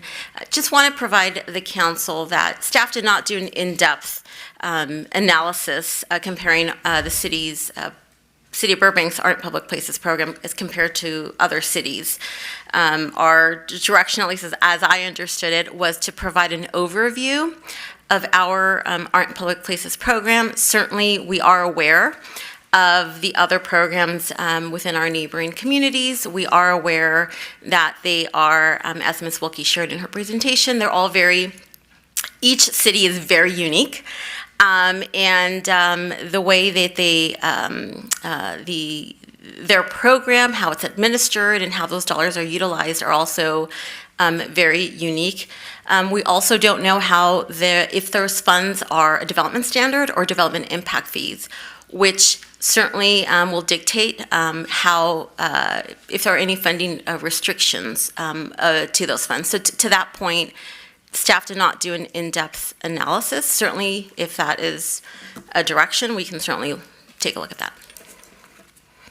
Thank you for that. And my next two questions come from things we have been asked by the Actually, public. Vice Mayor, before you go on, Ms. Garcia, can I ask just one follow-up if that's appropriate? So I totally understand and respect that no in-depth analysis was done, but when we were looking at slide 8, we talked about Culver City, Glendale, Pasadena. I mean, just broad strokes, was there anything that these jurisdictions are doing differently that we found interesting and could be the subject of further council direction to explore? Yes, so certainly each city utilizes their funds differently. Some cities do allocate or use some of the funds for programming or for infrastructure, which is certainly something that is absolutely interesting. The one thing that I found particularly interesting is who they require pay into this fund. There are interesting to me that property owners, homeowners who are, doing remodels are subject to paying into tenant improvements, which is interesting because it's that fine balance between encouraging development for residential units, and then is that a financial burden to them as well? So there's a lot of nuances, but in terms of the use of the funds, yes, there's absolutely a wide variety. All right, thank you. I'm going to give the floor back to the Vice Mayor, and then I'll go next to you, Councilmember Anthony. And just for reference, that's Culver City that does that, which I thought was really interesting. So just to go into continue my line of questioning, but first I did want to say the goal, and I don't know where this was probably lost in translation somewhere, my goal in looking at this, because this was my item that was brought back, was to take an in-depth look at the actual ordinance, because the day that we were looking at this was the day that we did the update for the airport, and we talked about inside versus outside art. And along with few of my colleagues who made these comments, I realized that our ordinance could probably use some brushing up. And I know this was a joke that the city manager and I shared earlier, but what happens if I now consider a TV an art installation, because I can have rotating art on there? And there's several, it's laughable, but there's several things to consider that I know a lot of our neighbors have been looking at as well. So my goal was to bring it back so we could do an analysis of the ordinance as it stands and see if there are changes that we can make. And the reason I ask that is based on the fact that some of our neighbors have made some of these changes. So I know that's not what came up, but I would love to see that in the future. And I know staff has dipped their toes in this, and it would be great to see if there's anything that our neighbors are doing that we may want to borrow or anything we may want to update on our own. So just a little background there. If I may, I'm just kind of going back to memory. Back in last year, I believe, a couple of years, and I believe it was brought forward to the city council in 24, if my notes are correct. Park and Rec staff, gosh, my dates could be absolutely mistaken, I apologize, but when we did do an in-depth analysis and made some changes, clarified some language, looked at what can and cannot be done under our code as a development standard. So that was done 2020. So 4 years ago, we did do an in-depth analysis of our code as it stands, working in partnership with our staff in the Community Development Planning Division. Was that included in here, or? I think it's in the staff report. It's mentioned in the staff report. I don't know that it went into in-depth mention of that, but certainly we did undergo that process. So I would love to see whatever came of that Sure. in-depth analysis, Mr. City Manager. Maybe it's a take-home memo, something. I'd love to see that. That would be great to see. Sure. Okay. Sorry, I know I deviated a little. If Councilmember Anthony has a question in relation to what I just... Sure, through the mayor. It was actually, yes, it was something that came up. You said that some of the cities, or at least one of the cities, uses the money for infrastructure. Now, I'm looking at our projects, and these are either all freestanding structures or paint on existing structures. When you say they use the money for infrastructure, are they building the art into the building? How are you using Art in Public Places dollars for infrastructure? Or not us, obviously, but, and again, I know you haven't, but what are your thoughts on that? Like, what are they doing? I'm pulling from my memory, so I apologize. It's funding that could be used to develop. Either they will encourage developers to build something within their project, a gallery space, as an example, or the funds that are contributed into their art fund could be used later for a development project that would support public art. I see. So it's not a separate art project being funded completely. Correct. It's sort of like coupled in with an infrastructure project. It's not actually building infrastructure. We're not building a sewer that's like covered in lace and stuff like that. So That's a first. Hey, man, you never know. Anything But- could be art. Sure. Yes. Anyway. Okay. All right. Thank you for that clarification, because it was trying to rack my brain. Like, how are you building infrastructure that's also art? But okay. All right. Thank you. A day in your mind. We're going to talk offline. Okay. And if you'd like to make a submission to the Public Arts Commission, I'm sure they're interested in taking a look at that. Okay, so my other two questions were more related to public questions that were asked of us. And so I know we've talked about it in our discussions, but just for the benefit of the public, have we looked at rotating public art and seeing if it's a feasible thing to fund with this revenue source? So it's not, because the source of funds that they're actually, this program isn't set up to fund. This program is set up to require developments to incorporate art in the public portions of their project, and it allows up to 50% in interior spaces accessible to the public, with a recent change for the airport, and at least 50% in the publicly accessible part. So different, I imagine, from other cities is this is a development standard. There is an alternative that the developers may pay a fee in lieu, which is why it's called an in lieu fee program, but those funds need to be used the same way in which the development standard is imposed, and that is that the art is installed as a permanent installation in public space, but we have flexibility in how we do that.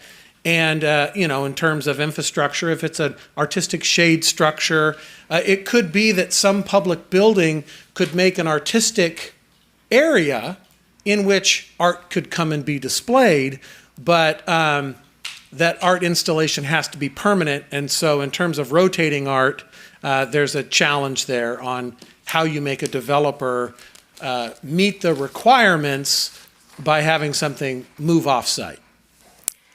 And if I could also just share, because we fully understand the limitations of this fund and know that it's not the first time that this topic has come before the council and staff, we do make a really concerted effort to work with our partners in other departments or different organizations who have some flexibility with their funding sources. We still have our Elephant Parade, for example, which is a fantastic temporary art exhibit that we're fortunate that Visit Burbank is able to fund. And so that is just an example of how we're able to work together in partnership. Same with Downtown Peabody, right? They are able to fund all the murals in downtown, fund programming in downtown over the years. So again, we understand that this is a funding source. While not a consistent funding source, it is a funding source. And again, it's just, we try to be as creative as possible as we as staff also want to find a way to expand art in the city. And I appreciate that clarification from both the city attorney and Ms. Garcia. I know it's a question we get a lot, and I know you've answered the question many times, but I think it's helpful for us, especially as we have this dialogue, to hear the answer again and maybe think about the fact that this is not the funding source for that, but the funding sources for that may exist elsewhere. My last question, and this was an interesting one, in speaking about the fact that it has to be a physical, tangible, solid work of art, would it be feasible to expand our definition beyond sculptures, murals, but also to include something like an exhibit space, like a permanent exhibit space for the purposes of this ordinance? Or would that also create? So the ordinance, the code, I apologize, the code is very clear, very specific as to what an artist, right? It has to be designed by an artist. And as the public, during your public comment, you heard about staff vetting through these projects. That's one of the things staff does, is vet through the artist. So certainly, if there is an artist who designs a public space as a project that could in and of itself be a public art installation, but could also be used to support other art, whether it's, art exhibits or performing, certainly that is possible. It would be a little bit There are other Interesting. challenges, Yeah. and that is so this is, the requirement applies to private property. So it would be difficult to require someone to satisfy a development standard and require them to permit other people to enter the space, So a private property owner has the right to impose conditions on other people's use of their property. So it would be a unique type of project, say an airport, for instance, which is already kind of a replacement terminal being built. It's possible for public type projects that could be possible, but it would be very difficult to impose on the private property because they still have, that right to control the use of and occupancy of their site. I will also add that I know that the airport was mentioned as a possible venue for rotating art displays, as many airports are. And that is something that staff will absolutely work with the airport once the new terminal is built to see how the city can support them in making that possible. It cannot be funded through this, but as, having staffing resources and being connected with art organizations in the city, we certainly can help maybe steer some groups. We have the Betsy Lukey Creative Arts Center, which is an art gallery where we have displays monthly. We have more submissions than we have months in the year. So certainly that's a partnership that we will reach out to them and see if they would be interested in doing something. Also, with the upcoming development of the Olive Recreation Center and the Little Theater, we are absolutely looking into developing some space for some art displays. Again, knowing that any opportunity to support other art mediums is what we're happy and looking to do, because we know. I'm fortunate that both the Burbank Cultural Arts Commission and the Art in Public Places are under my purview, so I absolutely understand the challenges, and it's really working in partnership with them to meet all of our goals. Thank you for that. And if you're a unique development that has space for a gallery and you're an artist thinking about that, for those of you that ask those questions, there's your answer. Those are my only questions. I appreciate the responses. And when we get into the discussion, I'll be talking more about some of my next step ideas. Thank you. I appreciate it from all of you. Great. Councilmember Mullins. Thank you. Hello. First, I want to acknowledge Ms. Wilkie here for her first report, and she did an outstanding job. Kudos to you. Yes, this is her first time presenting to council. Really good She job. did a good job. Question that I have, I'm going to talk about the airport because I know we mentioned the airport a few times here, and I have their information that was on the website for July 15th showing that the commissioners voted 3-0 and directed staff to have additional public art opportunities. And what I got the information on there says this would provide for 15 light boxes with options to rotate images. Light boxes are commonly used in public art and offer high quality opportunity and yet affordable. So they voted on it. So I want to acknowledge the commissioners for doing that and actually allowing to have the art in the new terminal. My question is, in our current policy ordinance, do we require them to be Burbank artists, or do we seek that we want to go after Burbank artists first before we hire somebody from the outside?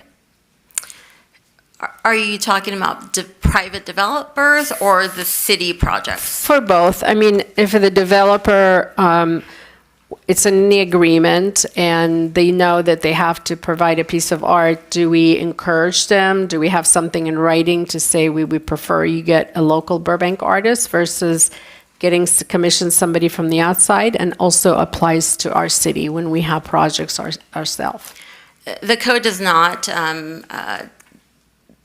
dictate to developers how they select their artists. For city projects, it varies project to project. We do have a site-specific selection committee for most of our projects, and typically we do look for local artists. I don't believe we've limited it to just Burbank artists. It's either LA County or the region, Southern California. I know my staff did pull up some stats if you are interested. We do have several projects, pretty prominent projects here in the city that were commissioned to Burbank residents. For example, the police fire headquarters, the statue there was a Burbank resident. The golfer at DeBell is also a Burbank resident. The track walker is a Burbank resident. The Mary Alice O'Connor was also a Burbank resident. That's fine. Yeah. Thank you. I appreciate you trying to remember all of them. And I think the reason I'm asking, of course, councils always want to keep our work here with our residents. We have a lot of talented community members who are artists, and I know I've met some of them too who work on our utility boxes, and they've done an amazing job.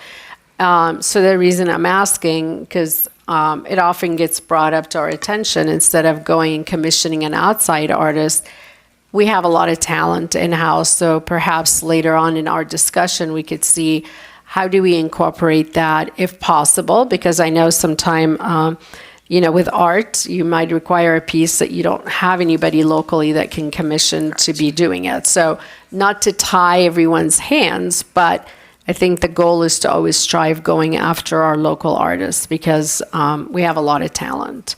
So that was the point I wanted to make. Absolutely. Thank you. Great, thank you. Who'd like to go next? Councilmember Takahashi. Thank you, Mr. Mayor, and thank you, Ms. Wilkie, for this presentation. Well done. And thank you to the entire arts department at the Park and Rec for so much attention that you've been putting on the arts, especially in the past couple of years that I've been involved with the Cultural Arts Commission. Really appreciate all the hard work you've been doing. So I have a few questions. It was mentioned in the presentation that there's over 130 public art pieces and the city owns 42, right? The 88 that are not owned by the city, are those all owned by developers? Yes. Okay, so they're on private property? Correct. Okay. And then for the art installations that were listed on pages 5 and 6, I believe these are all city owned pieces that on Chandler and et cetera. Who initiated the list of 10 here? Who initiated these projects? It was a varied groups. I can share with you, because I was involved, the track walker on Chandler was initiated by the Heritage Commission and Transportation Commission, who jointly sought a piece on the Chandler Bikeway that represented the history of the railroad tracks. And that went before the Art and Public Places Committee to see if it was possible that that project could be funded. 5 Points Gateway was a council initiated project. Some others are staff. So it really varies. Okay, great. On the Verdugo Aquatic Facility, that one's pretty recent. Who initiated that one? That was staff. Yeah, it's beautiful, by the way. Yes, thank you. Okay. And I will share, the murals at McCambridge was initiated by the Park and Recreation Board. Okay. Oh, great. Okay.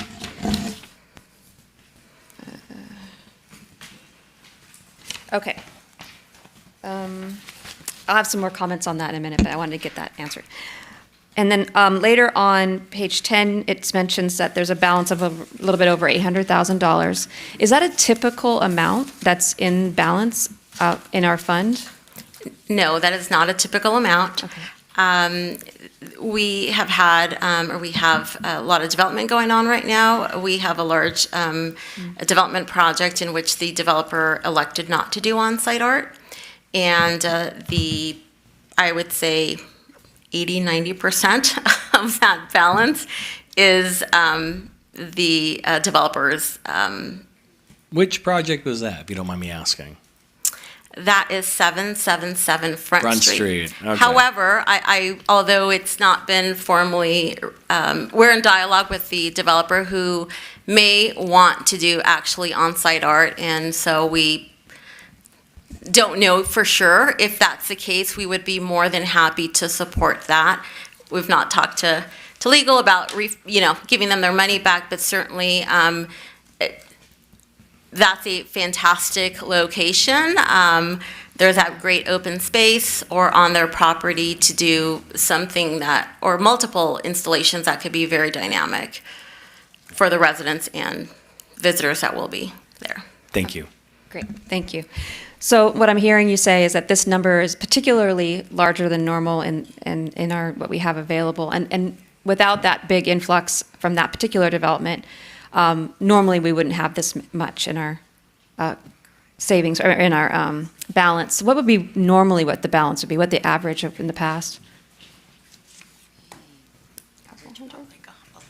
Like five digits? A little bit over 100,000 is what I'm available to support an art installation. Got it. Okay. And then you mentioned the city initiative pieces, the private developer initiative pieces, the commissions. Have there been any nonprofits or community-initiated art piece, public art? That have been developed? No. Okay. I think the ones from different boards or commissions are the as far out right. That we have developed. Okay. So is there a process, let's just say for the sake of argument, one of our nonprofits in our community wants to do a public art installation. Is there a process for them to make a suggestion for that or to be involved in that?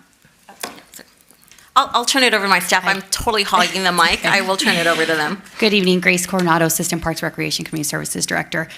So there is not an official process, but we are going to actively engage with the community to share that they can come forward to the Art and Public Places Committee and share if they have a request that meets the requirements per the code.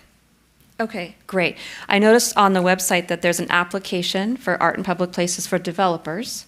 Is this the same application that a community group might be using in order to make, or do they just come with pictures, or how does one present those? Someone would come with an idea, a concept. We would look at the materials. They would have the same requirements and guidelines to ensure that there's sustainability to the project, cost associated with it, the maintenance as well.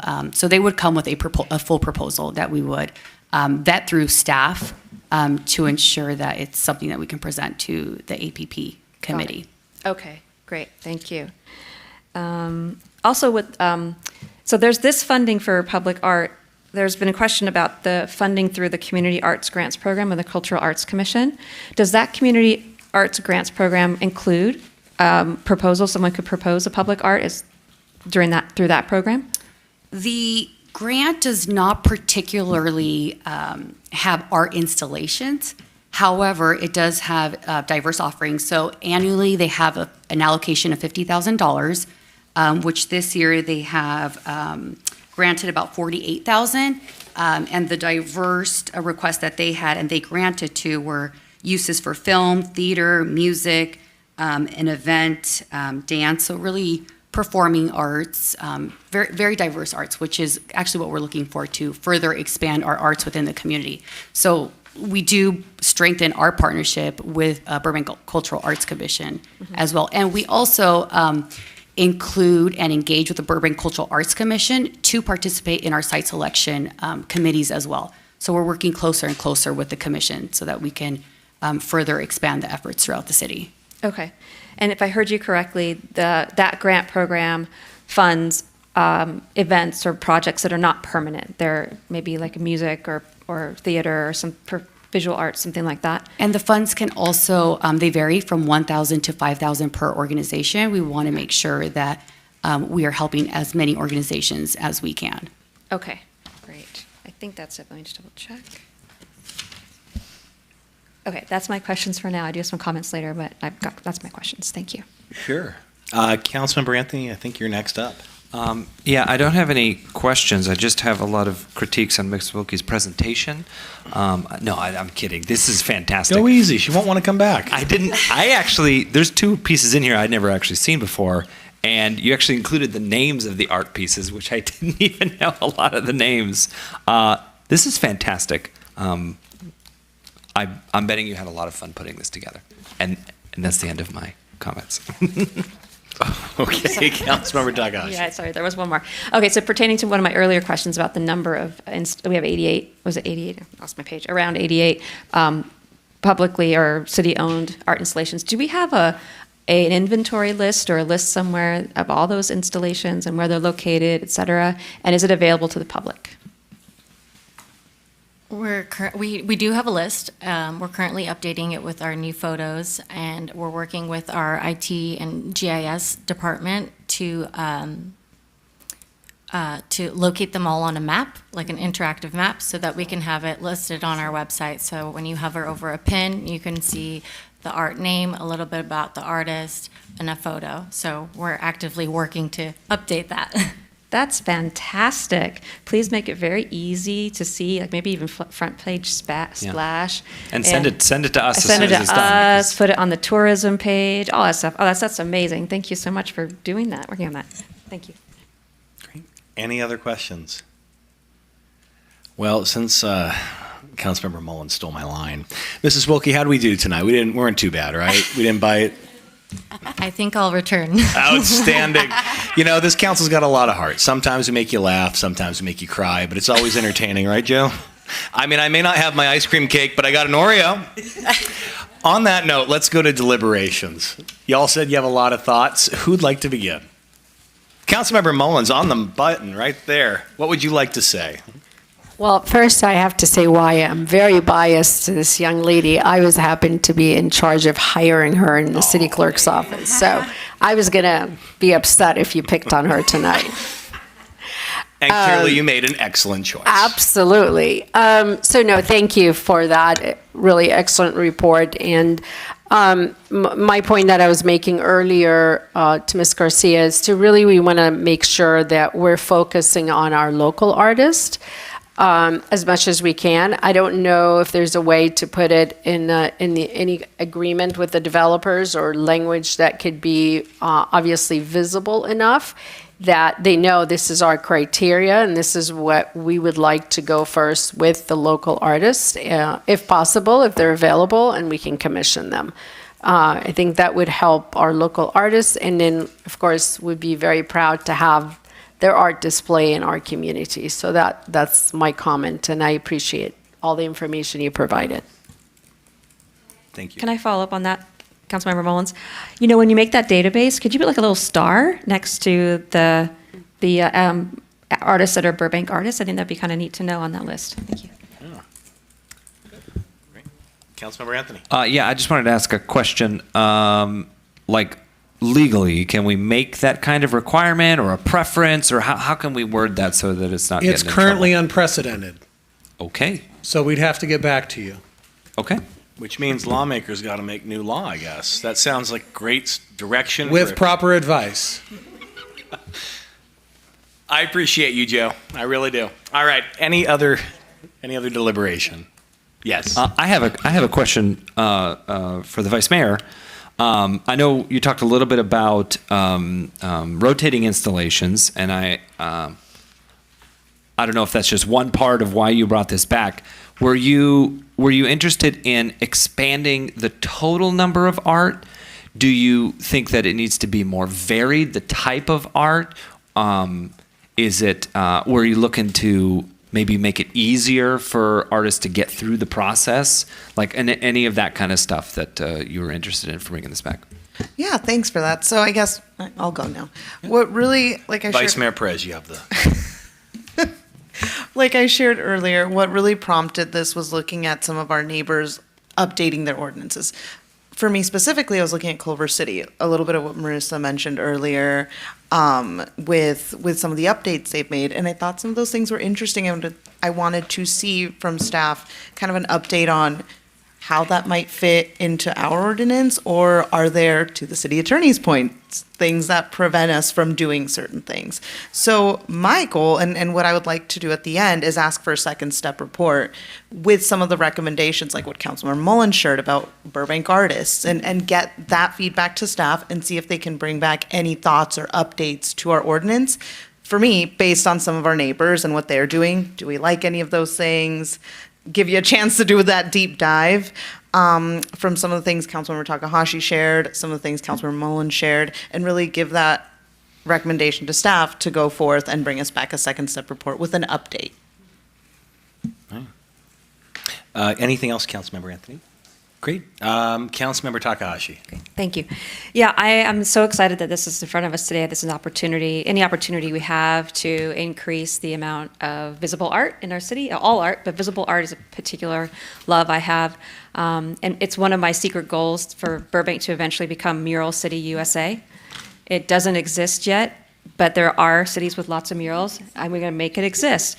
And I think we've come a long way to getting closer to that. We have really upped our game on mural. I mean, we already had a lot of good murals, but we have got a lot now, even more. So if you're out there thinking of doing a mural, my answer is yes, community members.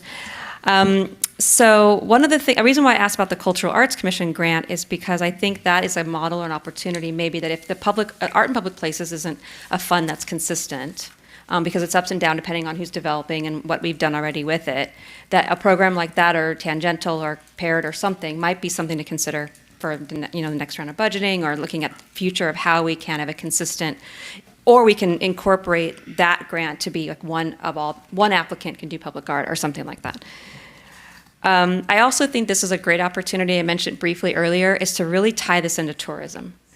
Public art is, what the Elephant Parade is a perfect example, although it's not permanent, it still is a perfect example of how much attention our city got as for having this installation. And I think each time we have a large public art installation, I remember the day that the hats in front of when it was a library were revealed. It was huge. I remember that took a long time to get going. It was installed, took forever to get installed, and it was huge. The kids loved it, and it's climbable art, so it's art you can actually sit on and climb on. The kids can climb on, and it was such a great day of pride of bringing this art into a city. So I think tourism and both community pride and also tourism to people come to visit. Hey, look at our list of all of our public art and all of our murals and go visit it. There's a city up in Northern California in Russian River Valley, north of San Francisco, Santa Rosa. And Charles Schultz, who did Charlie Brown, he passed away there, he lived there or something. So they have public statues of all his characters all over the city. And one of the things you do when you go there is you go with a little map and you go around and take pictures with all the different, So public art really is something that people, I think, enjoy when they're coming to a city, and it really gives the city character. And I really appreciate the staff already mentioning that there's going to be some more outreach to organizations and community groups. I think particularly some of our more really engaged organizations. I'm thinking like the Boys and Girls Club and the YMCA and maybe Boy Scouts. I mean, there's a lot of organizations out there that have a good prominent existence in our city who would be proud. I'm sure proud to do something and partner with us on public space. So I think funding is definitely it's a challenge. But in addition to funding, I think it's important to have the view that public art is important, that it's important not just because it's cool, although it is cool and we all want to see it, but there's even more to it than just it being cool. It's also, it's part of our identity. It's great for the community morale and tourism. It looks great, it employs potentially our local artists, and I think it's just all around a really great endeavor to have attention on and see if we can make it happen. Thank you. More. Yeah, and just to follow up on that, and thinking back to our discussion, what brought this up, I know that this specific ordinance is looking at development and what comes in with developments into the city. I think I don't have to tell this council that we have a lot of development happening, right? And I wanted to also take a look, to Councilmember Takahashi's point, at how we can learn from what our neighbors who are also doing a lot of development doing differently in their ordinances. Are there cities that are inciting some of their developers more easily than we are to include public art? You know, I know a lot of folks are putting up their installations, but is that synergy with some of the developers working well in other cities? Do developers like certain pieces of different ordinances? Are they more willing to work with one or another? Is there something we could do to get us more art in a development? So those are things I just wanted to look at in this year, 2024, in updating our ordinance. And I'm sure this is one of many future updates to this ordinance, if history tells me anything. I could just do it one more time and be done with it, but far be it from me to tell you all what to do. Councilmember Takahashi, followed by Councilmember That Anthony. made me think of something else I forgot I wanted to mention.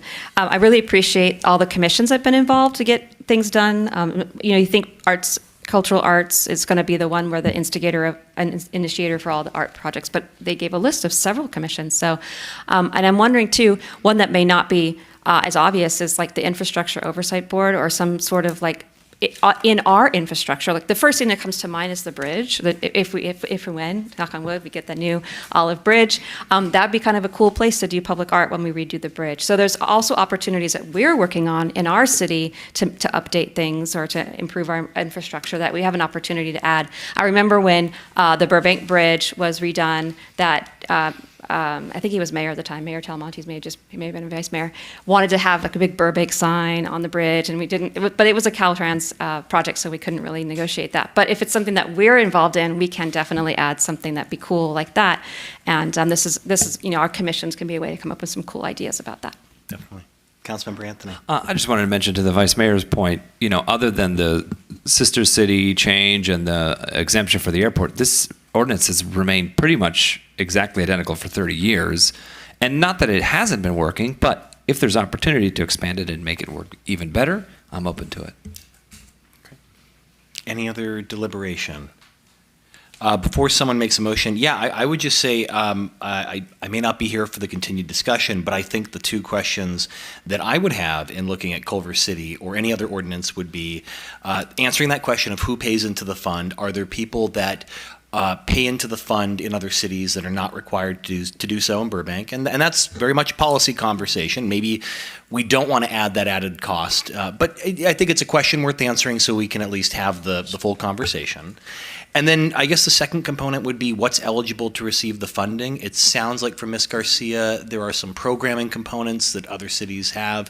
Again, that's a more nuanced policy conversation, but those would be two questions that I think the council would have a great discussion once they get the answer on that. So, and then just to your point, Councilmember Takahashi, it might be best at the end of the meeting, but I think you hit it right on the nose about the importance of consistent and sustained funding.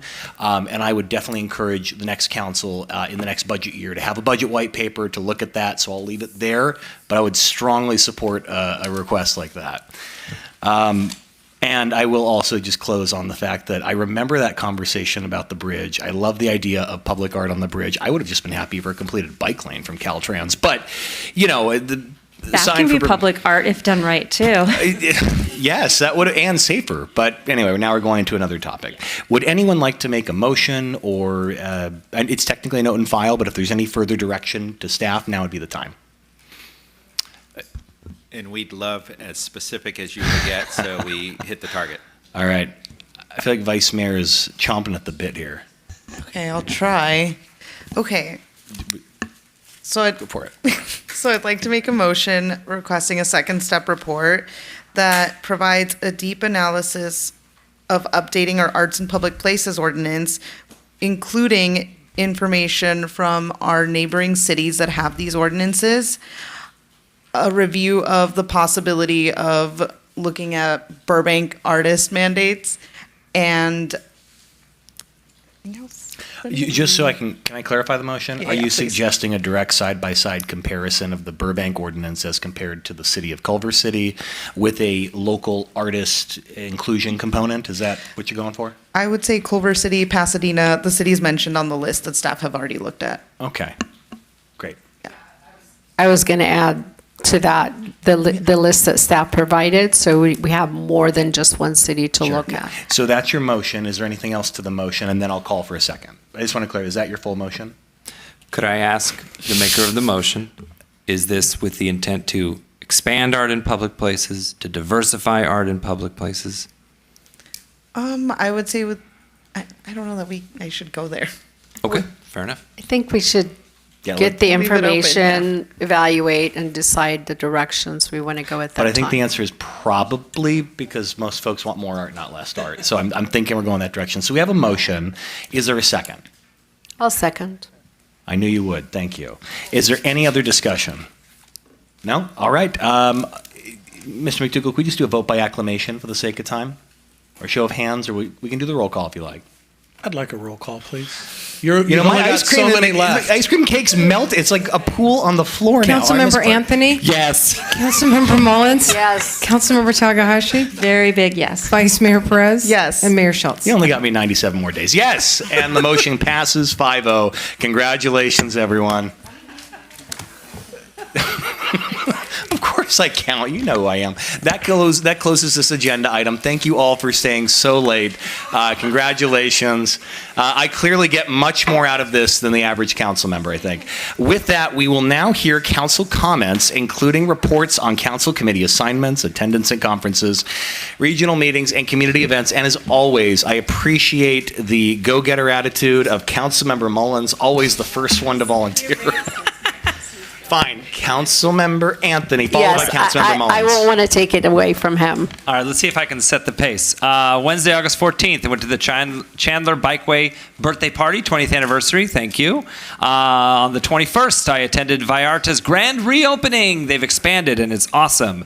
I went to the ribbon cutting of the Verdugo Hills Council of Scouting America over in Glendale on August 24th. That was fantastic. We saw Mayor of Glendale over there. She's doing great. And I attended the Burbank Tournament of Roses Community Breakfast at the Historical Society on Sunday. Thank you. All right. Thank you, Councilmember Mullins. Here we go. I too attended the Chandler Bike birthday party. So Joe, hello. It was a great event. And I had a meeting with the organization regarding the Burbank Child Care Needs Assessment Report, along with the YMCA, and that's something we'll probably be talking about in the future. It was a very good informative meeting about really our assessment and the need for child care.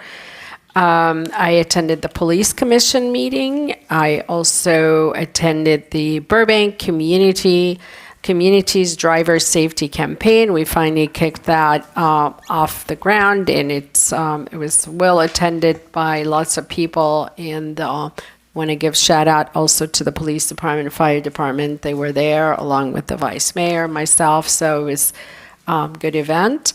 They attended also the Burbank Tournament of Roses breakfast. Great turnout. Had lots of pictures and fun stuff.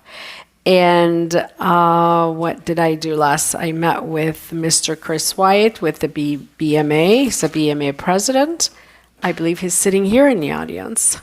And last night, yes, I just noticed he's sitting there.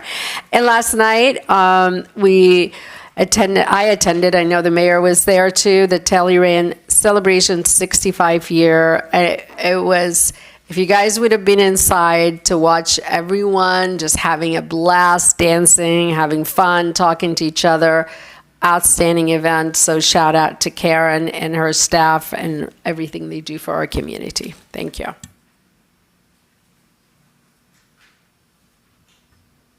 Thank you. Councilmember Takahashi. Thank you. Let's see. I also attended the Chandler Bike Path anniversary, and my e-bike attended too. So I had my e-bike there showing it off, and almost got Councilmember Mullins to get on it and ride around. I almost did it. If I wasn't wearing high heels next time. What's your e-bike's name? I don't have a name. Oh, you got to name it. I know, I got to figure out a name. All right. But it's my transportation. Do you name your car? I do, but I'll save that for the last meeting. Okay. That's the last meeting reveal. All right. And I'm thinking that was such a great event. We should do that every year. Just seeing what the reaction is. But I really did appreciate the coming together of the Chandler Bike Path. And one of the things I think that we really, besides the fact that it was obviously a place where the community feels like it's a third space, which is great. It's a it was a long, hard fought process to get that in. Some of the people who were part of it were here the day before at council meeting, and they were at the event, and described how challenging it was to get that done for many reasons, and it's now like a staple of our community. So I like to see it as like an example of how we can make some really amazing things, and it takes some time and some pushing through, but we can really do it. So that's an example. Yes. Yes, sorry, Councilmember Takahashi, could you clarify what the theory of third space is? You mentioned third space. Oh, yeah, a third space. Okay, so first space is your home. Second space usually is work or school.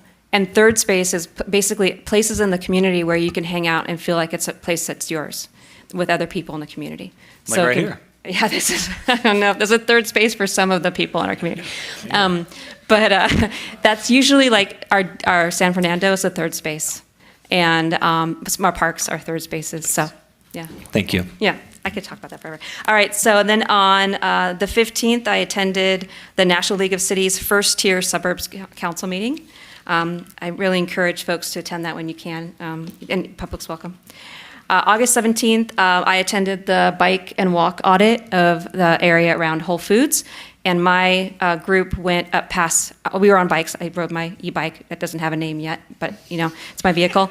I rode it up past, and we rode it down Verdugo and down Oak and around some of the areas there, and got some really good feedback. That's my bike. I bike those streets all the time, not past so much because it's not so safe, but a lot of those streets in there I bike all the time, and I got some good feedback from folks. I sat in on the virtual meeting on the 21st for the Downtown Burbank Parking Management Plan, listened to questions there. On the 26th, that was yesterday, with the mayor, I attended the San Fernando Valley COGS Special Working Session Retreat, which I thought was very fruitful, and really good collaboration between all the leaders in the area.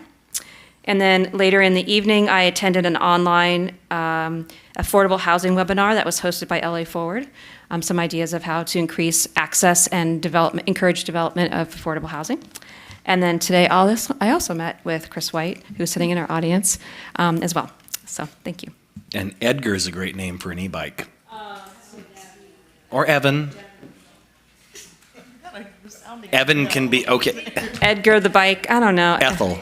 Ethel. Anyway, we're going beyond the purview of the Brown Act. Vice Mayor. Okay, I will be quick. So I also attended the Chandler Bikeway birthday party. I also did the bike walk audit on the 17th. I walked, did not bike. I attended the Sustainable Burbank Commission. I attended the Burbank Community's driver safety campaign. Big shout out to Roma Kakopian and the Burbank Armenian Association for putting that together, and our wonderful PD and Fire for supporting. I also went to the grand opening ribbon cutting of the new Verdugo Hills Council of Scouting America. If you haven't seen the space, it's a great space. And also went to the Burbank Tournament of Roses community breakfast and had an amazing breakfast burrito. And then yesterday, went to the grand opening and ribbon cutting of Orthopedic Surgeon LA. All right, thank you. Speed round. Wednesday, August 14th, we had the Chandler Bikeway 20th anniversary. Joe, great job. And to BTMO, Walk Bike Burbank, everyone involved. It was a team effort. Great work. Thursday, August 15th, I presented the Mayor's Monthly Update to the Chamber of Commerce. Just so you all know, there was some questions and some concern about the changes to public comments. So as we roll it, it'll be a future agenda item, but should it pass and it roll out, there will be some questions from the community. So just word to the wise, we'll need to do a good job of getting that word out there. Monday the 19th had a meeting with the president of the Burbank City Employees Association. Tuesday, August 20th, had a chance to record Ask the Mayor podcast hosted by My Burbank with the incredible David Kriske on a Burbank bus. And I thought Mr. Kriske did a fantastic job. If you want a deep dive into transportation in Burbank, the opportunities and where the deficits still are, it is absolutely worth a listen to. Then on the 21st, we had Vallarta Grand reopening. That's a fantastic shopping space, right? And then the Police Commission, I won't repeat anything that Councilmember Mullins said, but I want to congratulate Commissioner Coombs on being reappointed chair, Commissioner Hakobian on being reappointed as vice chair, and Commissioner McKenna, who will be taking over the role of secretary. And Mr. City Manager, I think we have our joint meeting with them coming up in October, if I'm not mistaken. Yeah, I believe it's believe it's October. That's right. Yeah, it's still tentative. Oh, I'm hearing September 24th from, oh, you're right. I think it is September 24th. It's Might still move. subject to OIR report, and they're finalizing that, so I don't want, it's going to happen soon, so it's great. It's coming up. Yeah. All right. But when the report, when OIR report comes out, it'll definitely be worth a read, and our commissioners are looking forward to that conversation with us. Thursday, the 22nd, I could not be at the Burbank Community's driver safety campaign. Vice Mayor and colleagues who were able to go, thank you for being in my absence. But I couldn't go because I was accepting on behalf of our city a legacy award from the Valley Economic Alliance in thanks for our founding partnership and all the great work that we have done to promote and really drive the Valley's economic opportunity. Friday the 23rd, we had the ribbon cutting of the new Scouts of America office in Glendale, and I had a s'more. That was great. Monday, that's all there really is to report on that. A s'more was fantastic. Monday, August 26th, San Fernando Valley Council of Government Special Working Session Retreat. I found it to be really exciting. I want to thank publicly Councilmember Takahashi for being my alternate. That was likely my last meeting, so I know you'll be at the next one. But I just want to say for my colleagues, I have found great value in these joint power authorities, these council of governments. It's a great way to not just exchange ideas, but to advocate at the county and state level for changes that we need to make to address traffic, housing, homelessness, all these issues of mutual concern. So it's been a great ride, and I know that you'll continue to represent Burbank well, Councilmember. And then, of course, that evening, we had Talleyrand's 65th anniversary celebration. That was fantastic.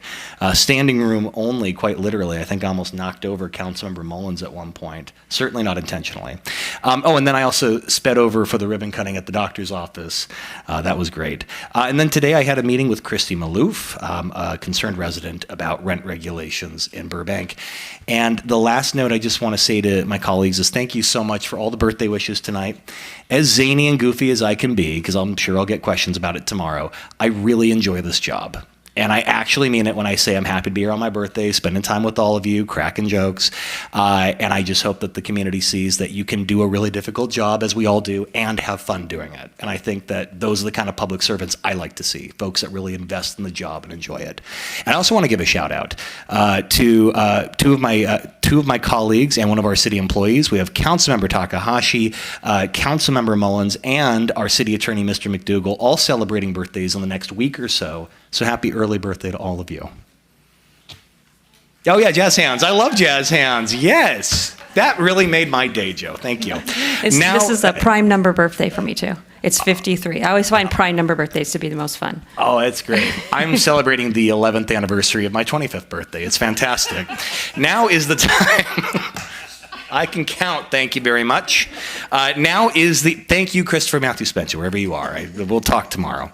Now is the time for the introduction of additional agenda items. Do any members of the council have items to introduce? Yes, Councilmember Mullins. I always appreciate that you volunteer. I do. And I think this can be done in a form of a memo. And this is, I have to describe it in order for you to really know what I'm asking for. With the recent insurance increases and mandates that they're putting on homeowners, in particular in the hills, there's an issue that came up with homeowners where they have city trees overhanging on their property or touching the roof area of the property, where the insurance companies are requiring them to either remove the tree or get it trimmed all the way to the back in order for them to qualify to get insurance. And I'd like to see if there's something that the city is actually doing now or can be doing to assist with for the homeowners to be able to get insurance. If I could, absolutely, we could provide a memo. I know that our Parks and Rec department's looking at that as how we could better inform individuals of what we do, what they can do, and provide a simple layout as far as what can be done. Thank you, Mr. City Manager. I wanted to share this quickly, and I know it's not on the agenda, but just as a fun fact, the insurance companies are flying drones above the properties now to identify all the trees, which I found it to be very interesting. Wonderful. Thank you very much. Any other requests from the council? Yes, Vice Mayor. So I know we're having our next discussion on rent caps and findings from the outreach conducted during the first week of October. I would like to request that at the same meeting, staff present another alternative through a first step report analyzing the Glendale Rental Rights Program, including their increased relocation assistance model, recent updates to the model, and how implementation has gone since its inception in 2019. So that's really beyond a first step. That's actual substantial work direction. And the purpose of the first step is to see if there's council concurrence, and council cannot provide that concurrence because the item hasn't been agendized. So we heard you, but So I gave you a little more information than you probably needed, but I think you got what I want. what you want may come out of some of the outreach, but that's beyond a first step report. If I can, I just want to clarify. We can't deliberate the item either. No. I'm not deliberating. I'm trying to clarify. It sounds like the request is to include as a discussion point on the agenda this concept. So what would be appropriate to bring back? Because that's what I'm hearing the council member ask for. The council member wants to make sure whatever it is we bring back considers and includes information on the Glendale. Oh. Soft cap or whatever it is that we Yes, discussed they previously. specifically call it the Glendale Rental Rights Program. Okay. Again, not discussing it, but it sounds like that's the council member's request. Is there any legal objection to that request, Mr. McDougall? No, the Glendale Renters Rights Program is, yeah, we can bring back information on that, presumably within the time frame of the effort that's already underway. Okay. Great. Any other requests? All right, wonderful. I have three. I do. First up, Mr. Hess, I believe Councilmember Takahashi has already requested a report back on the city's efforts to prepare for the 2028 Olympics. Not as an additional item, but maybe as a supplement to her request, if we could also include discussion on the potential creation of a mayor's task force to assist with implementation of readiness for the Olympics. We could add that as part of Councilmember Takahashi's first step report. Yeah, on her item, yes. The second would be a first step report on a salary ordinance that's been proposed by BMA, and I can provide a digital copy to staff so that you know what I'm referring to after the meeting today. Just a first step to see if there's any concurrence. And then lastly, Ms. Clark, I actually had a request for you, and this could just be an email or a take-home memo. I'd love to know how many Public Records Act requests have been requested by the Burbank Republican Party or anyone claiming to be associated with that group, and roughly how many staff hours have been devoted to processing those requests. How far would you like me to go back? Let's just say this calendar year, January 1, 2024 to the present.